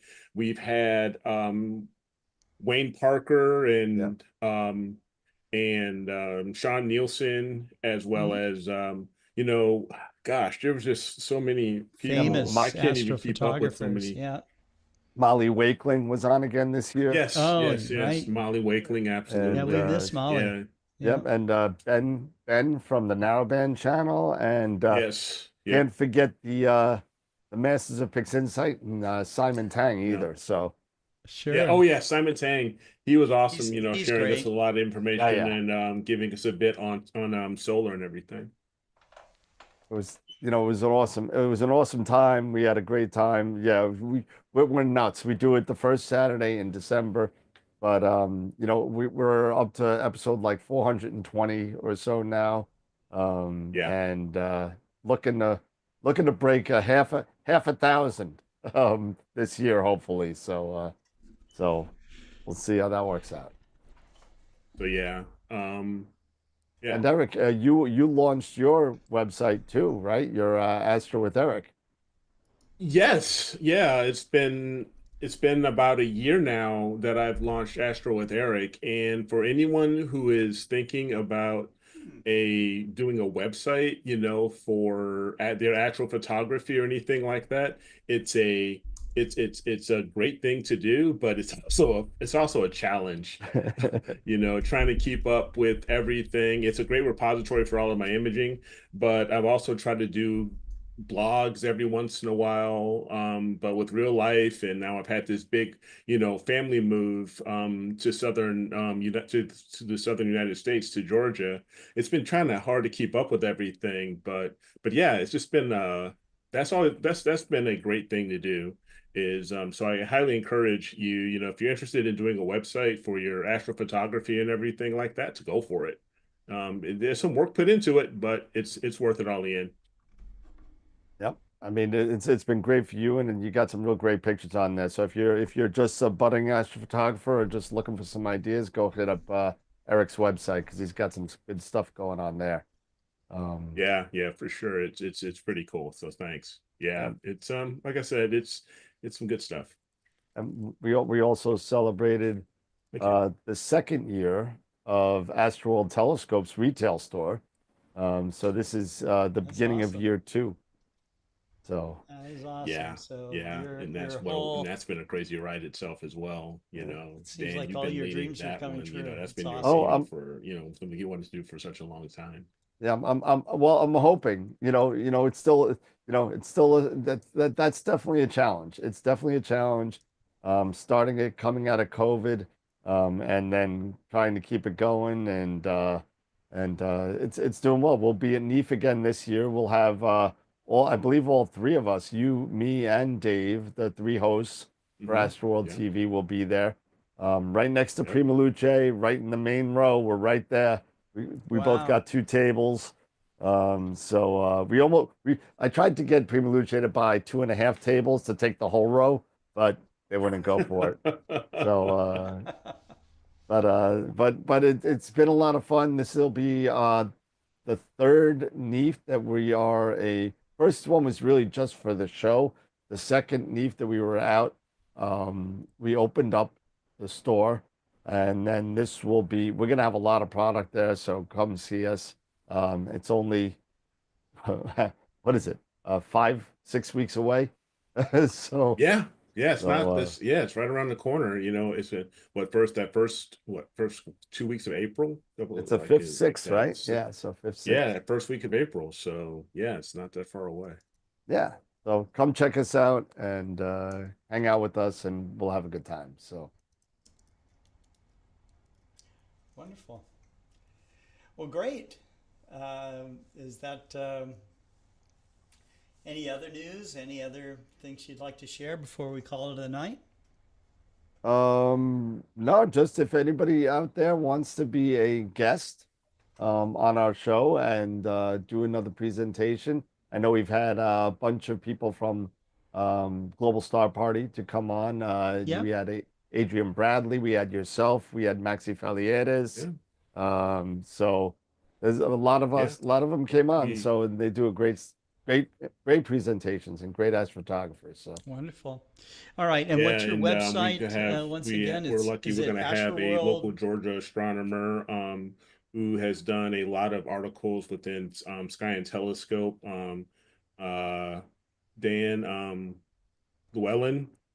He's going to be coming on very soon. We've agreed with him. So we just need to schedule that. He's going to be talking a lot about planetary as well as deep sky, but we're going to be focusing a lot on planetary because that's what our audience members have been asking a lot about, is about planetary and doing planetary imaging and things like that.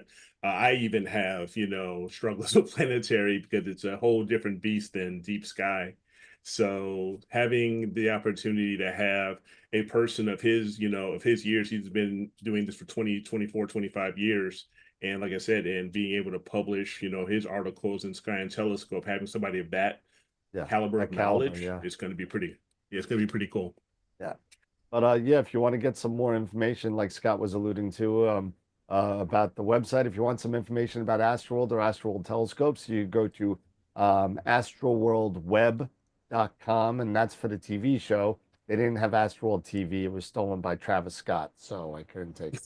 And if you want some, if you want to shop at our store, you could go to astroworldtelescopes.com, and you could we have all of your favorites from Explore Scientific all the way up to Player One and whoever else is out there. We got everybody. So wonderful. Absolutely. Wonderful.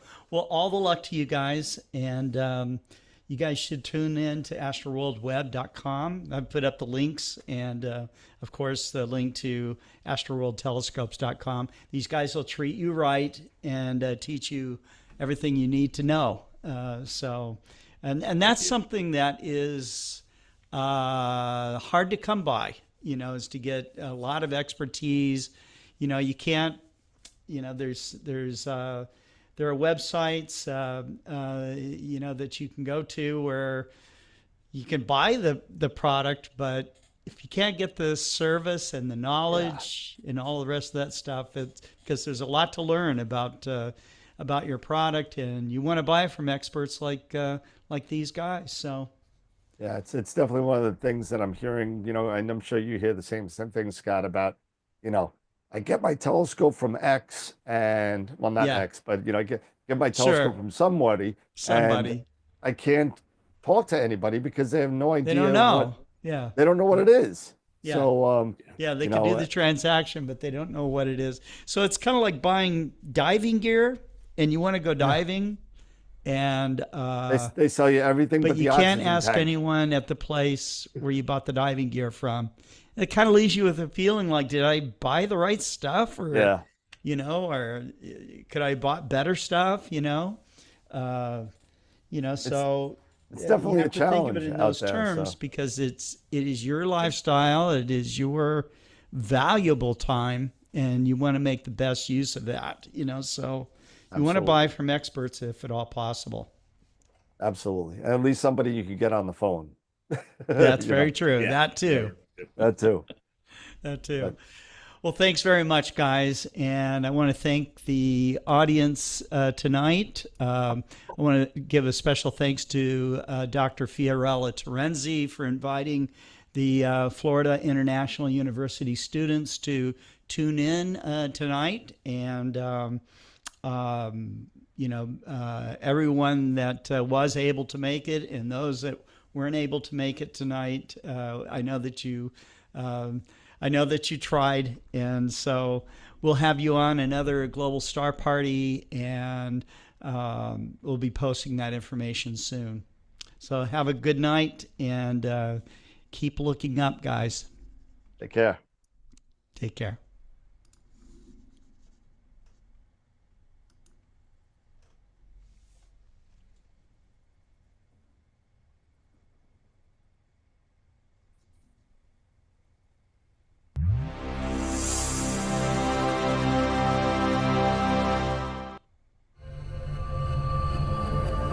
Good, right?